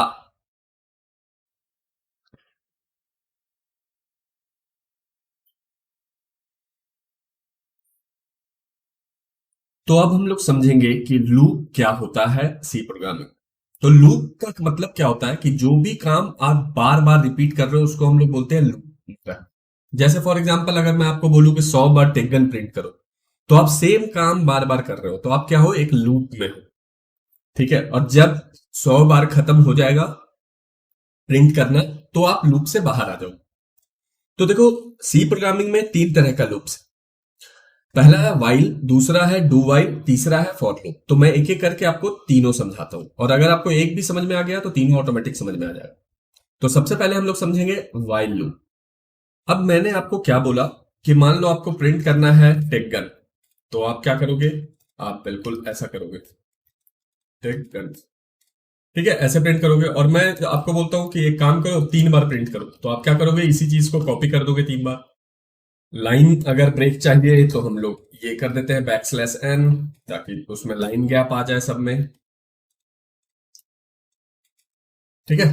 तो हमारे पास अब देखो 3 लाइन टेकन टेकन प्रिंट हो गया है। अब यही चीज मैं बोलूं कि 1000 बार करो तो कितना कॉपी पेस्ट करोगे आप? तो इसी चीज के लिए लूप आया है जहां पे आप कॉपी पेस्ट ना करो, राइट? तो अब देखते हैं कि यही काम हम लोग लूप से कैसे करेंगे। 10 बार प्रिंट हम लोग लूप से करके देखते हैं। तो पहला जो लूप हमने बताया आपको कि मैं बताने वाला हूं वो है वाइल लूप। तो वाइल लूप में क्या करते हैं कि आपको पता है कि कोई भी काम 10 बार करने वाले हैं। तो सबसे पहले एक वेरिएबल बनाते हैं जिसका नाम रख देते हैं इंट एक्स, ठीक है? और उसको कर देते हैं 1 वैल्यू सेट, ठीक है? उसके बाद नीचे जाएंगे हम लोग और यहां पे लिखेंगे वाइल। वाइल लिखा, फिर पैरेंथेसिस ऑन ऑफ करना है, उसके बाद नेक्स्ट लाइन में जाके करली ब्रैकेट ऑन ऑफ कर देना है, ठीक है? ये है सिंटेक्स वाइल का। अब इसमें 3 चीजें होता है। पहला देखो, मैंने क्या बोला कि x इक्वल टू 1, तो मतलब क्या हुआ कि हमने क्या किया, एक वेरिएबल बना के उसको 1 वैल्यू दे दिया, क्योंकि हमें गिनना है कि हमने कितनी बार प्रिंट किया है। तो गिनेंगे कैसे? या तो आप उंगलियों पे गिन लो या तो आप ऐसे वेरिएबल में काउंट करके गिनो। तो हमने क्या सेट कर दिया, x इक्वल टू 1, कि अभी x 1 है, ठीक है? और उसके बाद हम लोग यहां पे while में जाके चेक करते हैं, जब तक छोटा हो या बराबर हो 10 के, तब तक आपको ये काम करना है। मतलब यहां पे ये चेक कर रहा है while। और जब ये चेक कर रहा है तो अगर ये ट्रू है इसका, तो while लूप के अंदर आप जाओगे। अगर कंडीशन फॉल्स हो गया तो while लूप से बाहर आ जाओ, ठीक है? तो और while लूप के अंदर हम लोग क्या लिख देते हैं, प्रिंट एफ, और यहां पे हम लोग लिखेंगे टेक टेक और लाइन ब्रेक दे देते हैं, ठीक है? सेव कर देते हैं। अभी आप देखो कि क्या होगा। यहां पे पहले प्रोग्राम आएगा, वो देखेगा x इक्वल टू 1 रखना है, रख दिया। फिर यहां पे while लूप में आया और चेक किया कि x क्या 10 से छोटा या बराबर है, वो हो गया ट्रू। तो आएगा, प्रिंट कर देगा, प्रिंट किया। उसके बाद वो बाहर नहीं जाएगा, वो फिर से रिपीट करने लगेगा। जब मतलब जनरली क्या होता है कि ये जो क्लोजिंग करली ब्रेसेस देखता है तो वो उसके नीचे वाले लाइन में जाता है, बट वाइल लूप में ऐसा नहीं होता है। वाइल लूप में तब तक ये काम होता रहेगा जब तक ये कंडीशन फॉल्स नहीं हो जाता। तो आप गौर से अगर देखोगे तो ये कंडीशन कभी भी फॉल्स नहीं होगा। क्यों नहीं होगा? क्योंकि x तो हमेशा 1 ही है ना, और 1 तो हमेशा 10 से नीचे रहेगा, तो ये कंडीशन तो कभी फॉल्स होगा नहीं। तो आपका जो प्रिंट एफ 10 टेगन लिखा है आपने, ये करोड़ों बार प्रिंट होगा जब तक आपका कंप्यूटर हैंग ना कर जाए, क्योंकि कंडीशन तो हमेशा ट्रू रहेगा, वो तो कभी रुकेगा ही नहीं। तो कंडीशन को रोकने के लिए हमें क्या करना पड़ेगा कि इस एक्स का वैल्यू को बढ़ाना पड़ेगा एक एक। तो एक्स का वैल्यू को कब बढ़ाएंगे, जब हम एक बार प्रिंट कर देंगे तो उसके बाद एक्स का वैल्यू को 1 बढ़ा देंगे। और 1 बढ़ाने का तरीका क्या होता है, एक्स प्लस प्लस लिखोगे वो बढ़ जाता है, ये मैंने आपको बताया हुआ है। तो अब देखो होगा क्या कि प्रोग्राम पहले आएगा x पे और x का वैल्यू 1 सेट कर देगा। उसके बाद आएगा while लूप पे और चेक करेगा कि क्या x का वैल्यू 10 से कम या बराबर है, और ये हो जाएगा ट्रू। ट्रू होते ही वो क्या करेगा, अंदर आ जाएगा while लूप के और यहां प्रिंट करेगा टेकन। फिर नीचे जाएगा और देखेगा x प्लस प्लस लिखा हुआ है, तो x का वैल्यू को बढ़ा के कर देगा 2। अब x का वैल्यू 2 हो गया। अब फिर से यहां पे आता है क्लोजिंग ब्रैकेट में, लेकिन ये बाहर नहीं आएगा, ये फिर से जाएगा while लूप चेक करने के लिए। अब x का वैल्यू क्या हो गया है, अब x का वैल्यू हो गया है 2, तो फिर से चेक करेगा, फिर ट्रू। ऐसे ही कर करके वो बढ़ाता जाएगा, और जब यहां पे x का वैल्यू 10 पे आएगा, ठीक है, और यहां जाके चेक करेगा x इक्वल टू 10। जब मान लो यहां पे मैं कमेंट करके आपको लिखता हूं, अभी हो गया x का वैल्यू बढ़ाते बढ़ाते 10 तक पहुंच गया, तो यहां जाके चेक करेगा x का वैल्यू 10 है, तो ये भी ट्रू हो जाएगा क्योंकि इक्वल टू भी है। तो ट्रू होगा तो फिर से एक बार टेक गन प्रिंट करेगा, उसके बाद नीचे आएगा, फिर से उसको बढ़ाएगा। अब x का वैल्यू क्या हो गया, 11 हो गया। अब जब x का वैल्यू 11 हो गया है तो फिर से जाके while लूप पे चेक करेगा। अब while लूप पे जाके फिर से चेक करेगा तो वो देखेगा x, ये वाला जो कंडीशन है वो फॉल्स हो गया। तो फॉल्स होते ही अब वो इस लाइन नंबर 12 पे आ जाएगा, ठीक है? पहले क्या होता था कि लाइन नंबर 11 पे आते ही वो वापस चेक करने चला जाता था, ठीक है? जब तक वो फॉल्स नहीं होता तब तक वो 11 नंबर पे आते ही वो वापस 7 नंबर लाइन पे चला जाएगा चेक करने के लिए कंडीशन। और अब जब कंडीशन फॉल्स हो गया है तो वो बाहर आ जाएगा, वो रिटर्न 0 पे आ जाएगा। अब देखो, अब अगर मैं रन करता हूं तो क्या आएगा, 10 बार टेक गन प्रिंट। देखो 10 बार टेक गन प्रिंट हो गया, तो इसी को हम लोग बोलते हैं डू। अब आप कहोगे कि ये कितना स्टूपिड सा काम है, ठीक है, वाकई ये स्टूपिड सा काम है, लेकिन मुझे आपको दिखाना था, इस वजह से मैंने सिर्फ प्रिंट करा के दिखाया। यहां पे आप और भी ज्यादा काम कर सकते हो। जैसे फॉर एग्जांपल, अगर मैं आपको कहूं कि 2 का टेबल प्रिंट करो, तो आप क्या करो? तो आपको पता है कि ये चीज जो है वो 1 से लेके 10 तक लूप हो रहा है, ठीक है। एक्स का वैल्यू 1 से लेके 10 तक बार बार जा रहा है। तो हमें क्या करना है 2 का टेबल प्रिंट करने के लिए? एक्स में 2 से मल्टीप्लाई करके उसको प्रिंट करा देना है। तो अब हम लोग क्या करेंगे, यहां पे लिख देंगे %d, ठीक है, क्योंकि हमें इंटीजर प्रिंट करवाना है। और यहां पे हम देंगे कॉमा, और यहां लिख देंगे x इंटू 2, ठीक है, क्योंकि हमें तो पता है ना कि x का वैल्यू 1 से लेके 10 तक बार बार जाएगा, ठीक है, 1 2 3 4 एक एक बार बढ़ता जाएगा। तो हमें 2 का टेबल प्रिंट करने के लिए क्या करना है, 2 से मल्टीप्लाई कर देना है। अब देखो, अब अगर मैं इसको प्रिंट करता हूं तो देखो 2 का टेबल प्रिंट हो जाएगा। ये देखो 2 का टेबल प्रिंट हो गया, 2 4 6 8 10 12 14 16 18 20। समझ में आया? तो इस तरीके से आप लॉजिक्स लगा सकते हो। तो ये हो गया वाइल लूप। अब आप इसके बीच का जो लॉजिक है, इसके अंदर का लूप का, वो आप अपने हिसाब से, जो आपका जरूरत पड़ता है उस हिसाब से आप उसको ट्विस्ट कर सकते हो। बस याद क्या रखना है, 3 चीजें। कोई भी लूप में 3 चीजें होगा। पहला, आप एक वेरिएबल बनाओगे जो काउंटिंग करने में मदद करेगा आपको, और उसको इनिशियल वैल्यू आपको सेट करना है। 1 जरूरी नहीं है, आप 10 कर दो, जो भी करना है आप कर दो, जो जहां से आपको स्टार्ट करना है वहां से कर दो, ठीक है। अगर देखो इस 1 के जगह पे मैं अगर 3 कर देता हूं तो क्या होगा, अभी देखो रिजल्ट। अब ये 3 से मल्टीप्लाई करके 20 तक पहुंचा है, ठीक है। तो याद क्या रखना है, मैंने क्या बोला, एक लूप में 3 चीजें सबसे ज्यादा इंपॉर्टेंट है। तीनों लूप में, कोई भी लूप हो, कोई भी प्रोग्रामिंग लैंग्वेज हो, यही 3 चीज इंपॉर्टेंट है। पहले, आपको एक वेरिएबल बनाना है जो काउंटिंग करेगा आपके लिए, और उसको इनिशियल वैल्यू आपको सेट कर देना है। दूसरा काम क्या करना है, आपको चेक करना है कंडीशन उस वैल्यू का, कि कंडीशन अभी वैलिड है या नहीं। अगर ट्रू होगा तो लूप में जाएगा, फॉल्स होगा तो बाहर आ जाएगा। तीसरा काम क्या करना है कि आपको उस वेरिएबल को इंक्रीज करना है। अब इंक्रीज आप अपनी मर्जी से भी कर सकते हो, इसको आप 10 से भी इंक्रीज कर सकते हो, x प्लस 10 कर सकते हो, x equal to x plus 10, right. लेकिन हमने यहां पे एक एक करके इंक्रीज किया है। जनरली आपको एक एक करके ही इंक्रीज करना पड़ेगा, ठीक है। तो बेसिक आपको याद क्या रखना है, 3 चीजें। पहला, एक काउंटर बनाना है वेरिएबल जो हमारा काउंटिंग करने में मदद करेगा। दूसरा, हमें कंडीशन चेक करना है। तीसरा, उस काउंटर को बढ़ाना है, बस।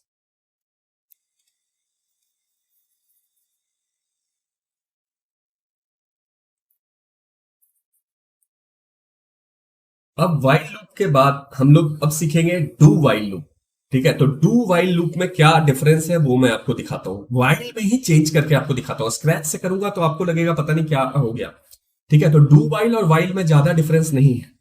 क्या है वही मैं आपको बता। आपको क्या करना है, ये जो वाइल आपने कंडीशन चेक किया था पहले, उसको नीचे ले आना है वाइल के बाद।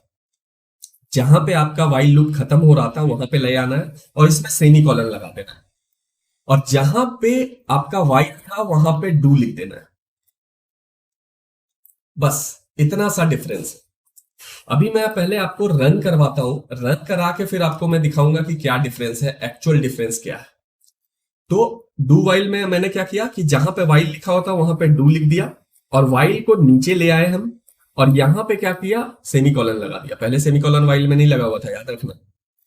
अब मैं इसको रन करता हूं, अब देखो ये क्या करेगा, 2 का टेबल प्रिंट करेगा, ठीक है। अभी मैं इसको फिर से x को 1 कर देता हूं, और अब हम लोग रन करेंगे, और अब देखो ये फिर से 2 का टेबल हमें प्रिंट कर दिया, 2 से लेके 20 है।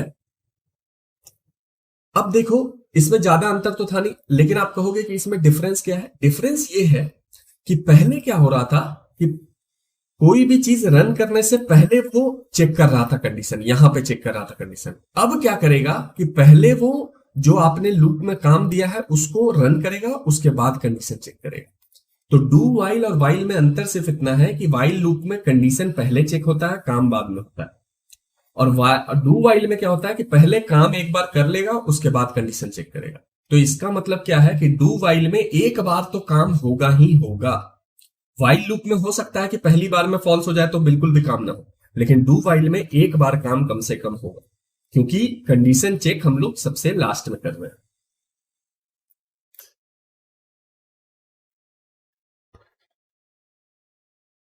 अब हम लोग देखेंगे फॉर लूप, और ये लूप आप सबसे ज्यादा यूज करोगे, और यही लूप है जो सारे प्रोग्रामिंग लैंग्वेज में होता ही है। ठीक है, तो फॉर लूप कैसे काम करता है मैं आपको बताता हूं। मैं पहले इन सबको हटा देता हूं, ठीक है, उसका सिंटेक्स थोड़ा सा चेंज है। उसमें आप क्या करते हो कि आप एक वेरिएबल बनाते हो इंट एक्स, लेकिन इसका कोई वैल्यू असाइन नहीं करते हो। उसके बाद नीचे आते हो और यहां पे लिखते हो फॉर, और फिर उसी तरीके से पैरेंथेसिस ऑन ऑफ करते हो, नेक्स्ट लाइन में जाते हो कर्ली ब्रैकेट ऑन ऑफ कर देते हो। राइट, इतना तो आपको पता है। अब इस फॉर लूप में आप यहां पे क्या लिखते हो, तीनों कंडीशन जो आपका है, पहला इनिशियलाइजेशन, आप अपने काउंटर को इनिशियलाइज करते हो तो x इक्वल टू 1 लिख देते हैं हम लोग। उसके बाद सेमी कॉलन देते हो। उसके बाद दूसरा काम आपका क्या है, कंडीशन चेक करना, तो आप यहां पे कंडीशन देते हो x is less than equal to 10। ठीक है, और उसके बाद फिर से आप सेमी कॉलन लगाते हो, और उसके बाद यहीं पे इंक्रीमेंट भी कर देते हो x प्लस प्लस। ठीक है, अब यहां पे हम लोग वही सेम चीज जो पहले हम लोग लिख रहे थे वही लिखेंगे, प्रिंटफ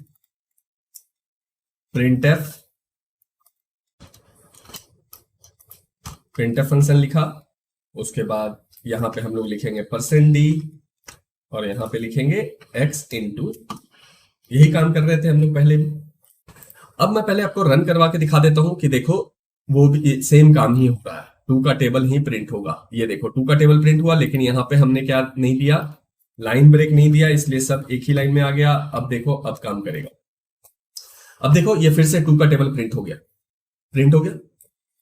अब देखो हमने यहां पे फॉर लूप में डिफरेंस क्या है कि हम इतना ऊपर नीचे ये सब नहीं करेंगे। हमारा काम क्या है, एक ही जगह पे हम, मैंने क्या बताया कि हर लूप में तीन चीज होता है, तो फॉर लूप में क्या हुआ कि हमने तीनों चीज एक बार में लिख दिया। राइट, तुम देखो हमने क्या किया कि यहां पे एक वेरिएबल बनाया, लेकिन यहां पे इनिशियलाइज नहीं किया, वेरिएबल कहां से स्टार्ट होगा एंटर, वो हमने इनिशियलाइज नहीं किया। हम तीनों काम यहां पे कर रहे हैं। हमने क्या किया, हमने बताया कि जो हमारा काउंटर है 1 से स्टार्ट होगा, कहां तक जाएगा, वो 10 तक जाएगा, और वो बढ़ेगा कैसे, वो एक एक डिजिट बढ़ेगा। तो हमने तीनों कंडीशन एक बार में लिख दिया है। ठीक है, और लूप जैसे चलता है वैसे चलेगा। तो कैसे चलता है, पहले वो आएगा, x का वैल्यू 1 करेगा, वो कंडीशन को चेक करेगा। ठीक है, कंडीशन को क्या चेक करेगा कि x का वैल्यू 10 से कम है, हाँ है, तो वो तीसरा कंडीशन अभी नहीं रन करेगा, वो पहले आएगा लूप में, कंडीशन ट्रू होते ही वो लूप में चला जाएगा। वो लूप में जाएगा, लूप को एग्जीक्यूट करेगा, फिर 10 नंबर लाइन के बाद फिर जाएगा। अब कहां जाएगा, अब वो सबसे पहले जाएगा x प्लस प्लस पे। ठीक है, x प्लस प्लस पे गया, उसने एक बढ़ाया, उसके बाद वो कहां जाएगा, उसके बाद वापस से जाएगा ये दूसरे वाले number line, x is less then 10 है या नहीं, वो चेक करने के। तो आप एक चीज बताता हूं, ये जो है ये सिर्फ एक बार एग्जीक्यूट होगा। जब आपका पहली बार लूप चल रहा होगा तो ये कंडीशन सिर्फ एक बार रन होगा, उसके बाद सिर्फ ये दोनों कंडीशन रन होता रहेगा। और रन होगा कैसे, पहले ये होगा उसके बाद ये होगा। ठीक है, तो एक बार और मैं आपको बोलता हूं, एकदम गौर से सुनना। ठीक है, प्रोग्राम कैसे काम कर रहा है, पहले हमने एक वेरिएबल डिफाइन कर दिया x, ये क्या करेगा, हमारा काउंटिंग में हेल्प करेगा। उसके बाद हम फॉर लूप पे आए, और फॉर लूप के अंदर अपना तीनों कंडीशन डिफाइन करते हैं। पहला कंडीशन में हम बताते हैं कि काउंटर कहां से स्टार्ट हो, तो कंप्यूटर जान गया कि 1 से स्टार्ट करना है, और उसके बाद ये जो कंडीशन है ये इस बार के अलावा कभी भी एग्जीक्यूट नहीं हो। फिर वो क्या करेगा, x चेक करेगा कि वो 10 से नीचे है तो ट्रू है, तो ट्रू है तो वो लूप में आ जाएगा, लूप का काम करेगा। लूप का काम करने के बाद जाएगा वो x प्लस प्लस पे, और x का वैल्यू एक इंक्रीज कर देगा। इंक्रीज करने के बाद वापस जाके चेक करेगा कि क्या x का वैल्यू अभी भी 10 से कम है, तो अगर ट्रू आ गया तो फिर से काम करेगा, और फिर काम खत्म करने के बाद फिर से जाएगा और एक फिर इंक्रीज कर देगा। मान लो कि अब x का वैल्यू 11 हो चुका है, तो फिर यहां आके कंडीशन चेक करेगा कि x का वैल्यू 11 हो गया, तो ये फॉल्स हो जाएगा कंडीशन। तो कंडीशन फॉल्स होते ही वो लूप के बाहर आ जाएगा, वो लाइन नंबर 11 पे आ जाएगा। पहले क्या हो रहा था, लाइन नंबर 10 से वो चला जा रहा था इंक्रीमेंट करने के लिए, और उसके बाद फिर से कंडीशन चेक कर रहा था, और उसके बाद फिर काम कर रहा था। तो आई थिंक आपको लूप अच्छे से समझ में आ गया।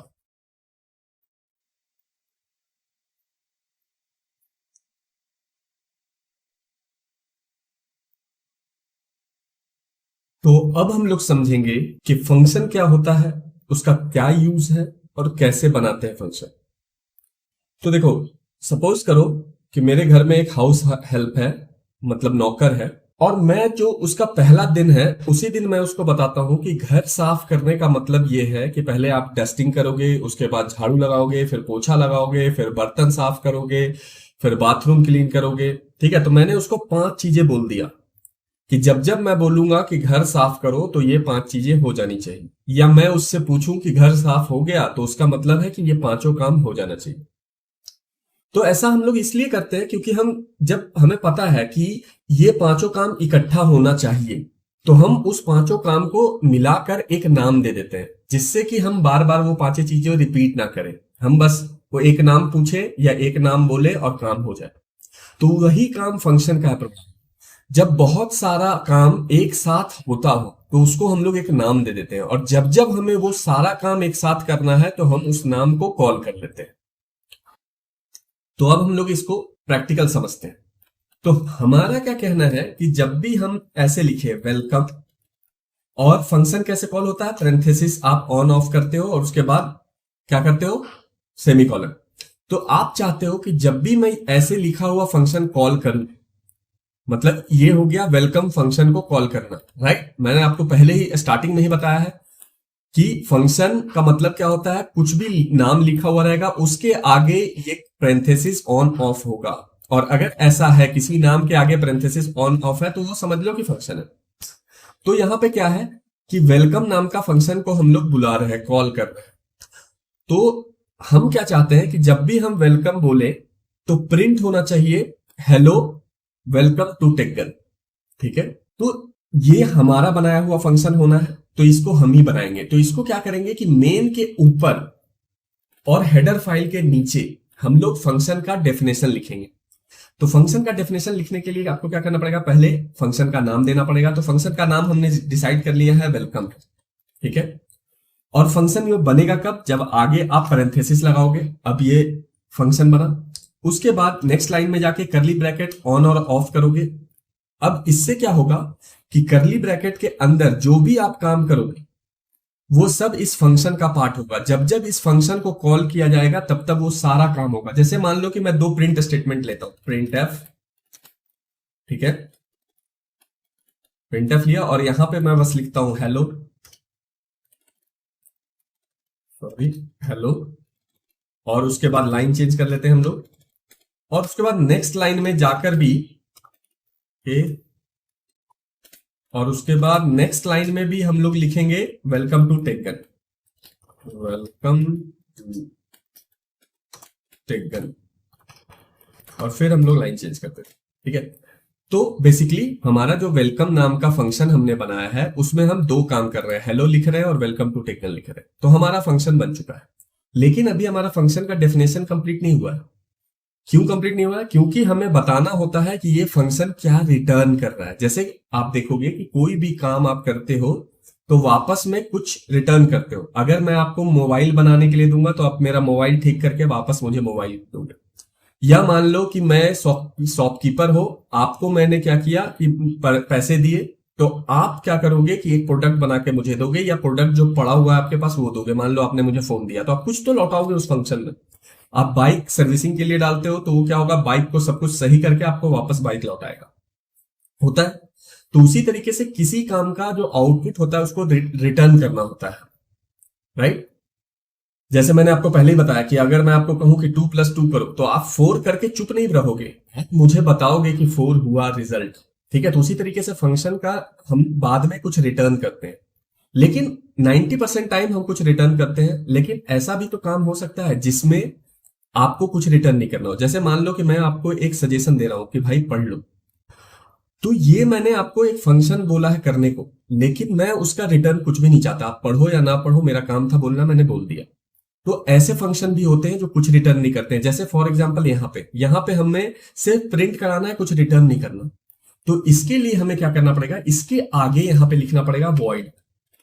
वॉइड मतलब कि हम कुछ भी रिटर्न नहीं कर रहे, और अगर हम कुछ रिटर्न कर रहे होते थे तो क्या करना होता है हमें कि जो भी डेटा टाइप हम रिटर्न कर रहे हैं वो यहां पे लिखना होता। इंट, फ्लोट, कैरेक्टर, जो भी हम रिटर्न करेंगे वो यहां लिखेंगे, राइट। तो अभी हमने क्या बताया कि हमारा ये जो फंक्शन है वेलकम नाम का, वो कुछ भी रिटर्न नहीं करेगा। अब देखो, पहले मैं रन करा देता हूं, उसके बाद एक बार और एक्सप्लेन करूंगा। अभी देखो मैंने रन किया तो आ गया हेलो वेलकम टू टेकन, आ गया। अब मैं कहता हूं कि इस वेलकम वाले फंक्शन को एक बार और कॉल कर, तो क्या होगा, तो फिर से 2 बार प्रिंट करेगा। ये देखो, hello welcome to taken, hello welcome to taken, ठीक है।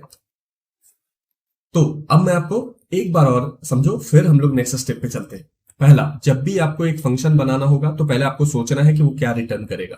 जो भी चीज वो रिटर्न कर रहा है उसका डेटा टाइप आपको पहले बताना पड़ेगा, और अगर वो कुछ भी रिटर्न नहीं कर रहा है तो आपको वॉइड लिखना है। अगर मान लो वो नंबर रिटर्न कर रहा है इंटीजर, तो आपको यहाँ पे इंट लिख देना है। उसके बाद आप उस फंक्शन का नाम कुछ दोगे, मैंने यहाँ पे वेलकम लिखा है, और फंक्शन का पैरेंथेसिस ऑन ऑफ होना चाहिए।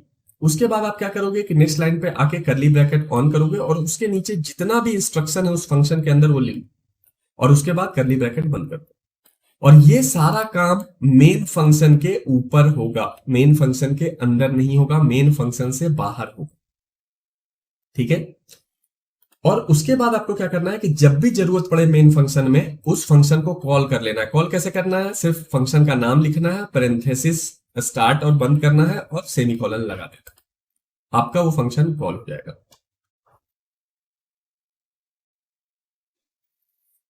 अब हम लोग बात करेंगे कि फंक्शन पैरामीटर क्या होता है। तो उससे पहले मैं फिर से आप लोगों को बोल रहा हूं कि अगर अभी तक आप लोगों ने वीडियो को लाइक नहीं किया है, कुछ कमेंट नहीं किया है, और चैनल को सब्सक्राइब नहीं किया है, तो कर दो। इसको बस ऐसा समझो कि मैं जो सिखा रहा हूं उसका ये फीस है। इससे मुझे भी मोटिवेशन मिलेगा और मैं और भी वीडियोस बनाऊंगा। तो देखो, अब हम लोग चलते हैं फंक्शन पैरामीटर पे। तो फंक्शन पैरामीटर में क्या होता है कि आप फंक्शन के अंदर कुछ डेटा भेजते हो कि कोई काम करो। जैसे फॉर एग्जांपल मैं क्या करता हूं, ये सब सारी चीजें हटा देता हूं, ठीक है, सारी चीजें हटा देते हैं। मैं क्या चाहता हूं कि हम एक ऐड नाम का या सम नाम का एक फंक्शन बनाए, सम नाम का एक फंक्शन बनाए, ठीक है, ऐसे उसको कॉल करें। उसमें 2 नंबर दे, मान लो 2 और (3). अगर हम ये चाहते हैं कि जब हम 2 और 3 करें तो वो हमें इसको जोड़ के हमें रिजल्ट प्रिंट करे, ठीक है। हम एक सम नाम का फंक्शन बनाना चाहते हैं, उसके अंदर हम 2 नंबर पास करना चाहते हैं, और ये दोनों नंबर को वो फंक्शन क्या करेगा, जोड़कर प्रिंट कर देगा। तो ये जो 2 और 3 है, इसी को हम लोग बोलते हैं आर्ग्यूमेंट पास करना, ठीक है। फंक्शन के अंदर आर्ग्यूमेंट पास करना, आर्ग्यूमेंट मतलब क्या हुआ, फंक्शन के अंदर डेटा पास करना। आप फंक्शन को एक डेटा देते हो कि इस पे कुछ काम करो और रिजल्ट मुझे वापस, राइट। तो यहां पे हम लोग क्या करेंगे, इस 2 नंबर को जोड़ के प्रिंट कराना। तो अब फिर से हम लिखना स्टार्ट करते हैं। क्योंकि हमें सिर्फ प्रिंट कराना है तो हम यहां पे फिर से लिखेंगे वॉइड। वॉइड डाटा टाइप है, हम कुछ भी रिटर्न नहीं कर रहे हैं। फंक्शन का नाम हमारे पास पहले से पता है, सम। फंक्शन तब तक नहीं बनेगा जब तक हम लोग पैरेंथेसिस नहीं लगाएंगे। उसके बाद नेक्स्ट लाइन में जाके करली ब्रैकेट ऑन और ऑफ कर ले। अब देखो, अब यहां से समझना है, अब हमें इस फंक्शन में यहां पे, क्योंकि हम यहां पे 2 नंबर पास कर रहे हैं, हमें यहां पे बताना पड़ेगा कि किस टाइप का डेटा ये फंक्शन एक्सेप्ट करेगा। तो यहां पे हमें क्या चाहिए, 2 इंटीजर चाहिए। तो हम यहां पे लिखेंगे इंट x कॉमा और इंट y। तो कायदे से देखो हमने क्या किया, हमने यहां पे बताया कि ये फंक्शन इंटीजर, 2 इंटीजर लेगा, और जो पहला इंटीजर होगा उसको हम x बोलेंगे, जो दूसरा इंटीजर होगा उसको y बोलेंगे, ठीक है। तो यहां पे हमने 2 वेरिएबल बना लिया, 2 वेरिएबल बनाया, और जो भी आप यहां पे नंबर पास कर रहे हो वो इस वेरिएबल में चला जा रहा है और इस वेरिएबल में चला जा रहा है। तो 2 कहां जा रहा है, x में, और 3 कहां जा रहा है, y। अब आपके लिए काम हो गया सिंपल, क्योंकि हमने क्या किया, ये जो 2 और 3 था उसको एक वेरिएबल में रिसीव कर लिया, हमें दिया गया तो हमने उसको एक वेरिएबल में स्टोर कर लिया। अब हम यहां पे क्या करेंगे, सिंपल है, अब एक नया वेरिएबल बनाएंगे, इंट सम, और यहां पे लिखेंगे x प्लस y, ठीक है। और उसके बाद प्रिंट करवा देते हैं।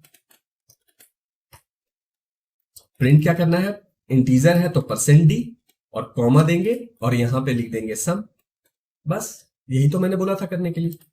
अब देखो, अब मैं इसको रन करूंगा तो ये क्या 5 प्रिंट कर रहा है। अब यहीं पे मैं अगर इसको 12 कर देता हूं और इसको 3 का 3 रहने देता हूं, अब हमें क्या होगा, अब हमें मिलेगा 15। देखो 15 आ गया।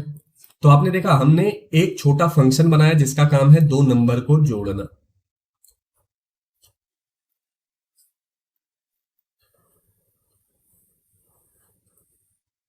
अब हम लोग सीखते हैं कि फंक्शन से कोई भी चीज रिटर्न कैसे करते हैं। तो मान लो यहां पे हम लोग प्रिंट नहीं करवाना चाहते हैं, हम लोग चाहते हैं कि जो भी हमारा रिजल्ट आया उसको रिटर्न करना है। तो रिटर्न करने के लिए सबसे पहले हमें बताना पड़ेगा कि किस टाइप का डेटा हम रिटर्न कर रहे हैं। तो यहां पे हम लोग लिखेंगे कि इंटीजर टाइप का डेटा हम लोग रिटर्न कर रहे हैं, और यहां पे आके प्रिंट ना करा के हम लोग सिर्फ लिखेंगे रिटर्न सम। ठीक है, ये वाला वेरिएबल रिटर्न कर रहा है क्योंकि जो हमने जोड़ा है x प्लस वाई उसको कहां स्टोर किया है, सम में। तो हम उसी चीज को रिटर्न कर दे रहे हैं। अब देखो, अब मैं रन करवाऊंगा तो क्या होगा? अब मैं रन करूंगा तो कुछ भी नहीं होगा। क्यों नहीं होगा मैं बता रहा हूं। इसने रिटर्न तो कर दिया रिजल्ट को, लेकिन आपने उस रिजल्ट के साथ क्या किया? कुछ भी नहीं किया। यहां पे उसने क्या किया, जब आपने ये कॉल किया तो उसने आपके तरफ फेंका एक नंबर। ठीक है, 15 नंबर फेंका, आपने उसको कुछ नहीं किया तो कुछ भी नहीं हुआ। आपको क्या करना पड़ेगा, यहां पे एक वेरिएबल बनाना पड़ेगा। आप बनाओ इंट रिजल्ट, रिजल्ट नाम का एक वेरिएबल बना लिया, और यहां पे आप क्या कर रहे हो, रिजल्ट के अंदर वो स्टोर करवा रहे हो जो ये रिटर्न कर रहा है। मतलब ये सम जो भी रिटर्न करेगा आपने उसको रिजल्ट में स्टोर करवा दिया। अब आप यहां पे प्रिंट करवाओगे तो ये दिखेगा। ये देखो, यहां पे हम लोग लिखेंगे %d क्योंकि ये इंटीजर टाइप है, और यहां पे लिखेंगे रिजल्ट। अब देखो ये फिर से प्रिंट करेगा 15। देखो 15 प्रिंट किया। ठीक है, तो आपको समझ में आ गया। यहां पे उसने रिटर्न किया हमें, और हमने क्या किया, एक उसको वेरिएबल में सेव करवा लिया, और बाद में उस वेरिएबल को हम आउटपुट कर रहे हैं। जो भी करना है ऑपरेशन हम कर सकते हैं। तो यही होता है फंक्शन में से कोई भी डेटा रिटर्न करना। तो यहां पे हमारा 100 मिनट का ट्यूटोरियल खत्म होता है, और मैंने आपको बहुत सारी चीजें पढ़ा दिया है। अभी भी बहुत सारी चीजें सी प्रोग्राम में बचा हुआ है। अगर आप चाहते हो कि मैं और भी चीजें पढ़ाऊं आपको सी लैंग्वेज पे, या किसी और लैंग्वेज पे ट्यूटोरियल बनाऊं, तो आप मुझे कमेंट करो और चैनल को सब्सक्राइब कर लो, ताकि जब मैं वीडियो बनाऊंगा तो आप तक नोटिफिकेशन पहुंच जाए कि वीडियो अपलोड हो गया।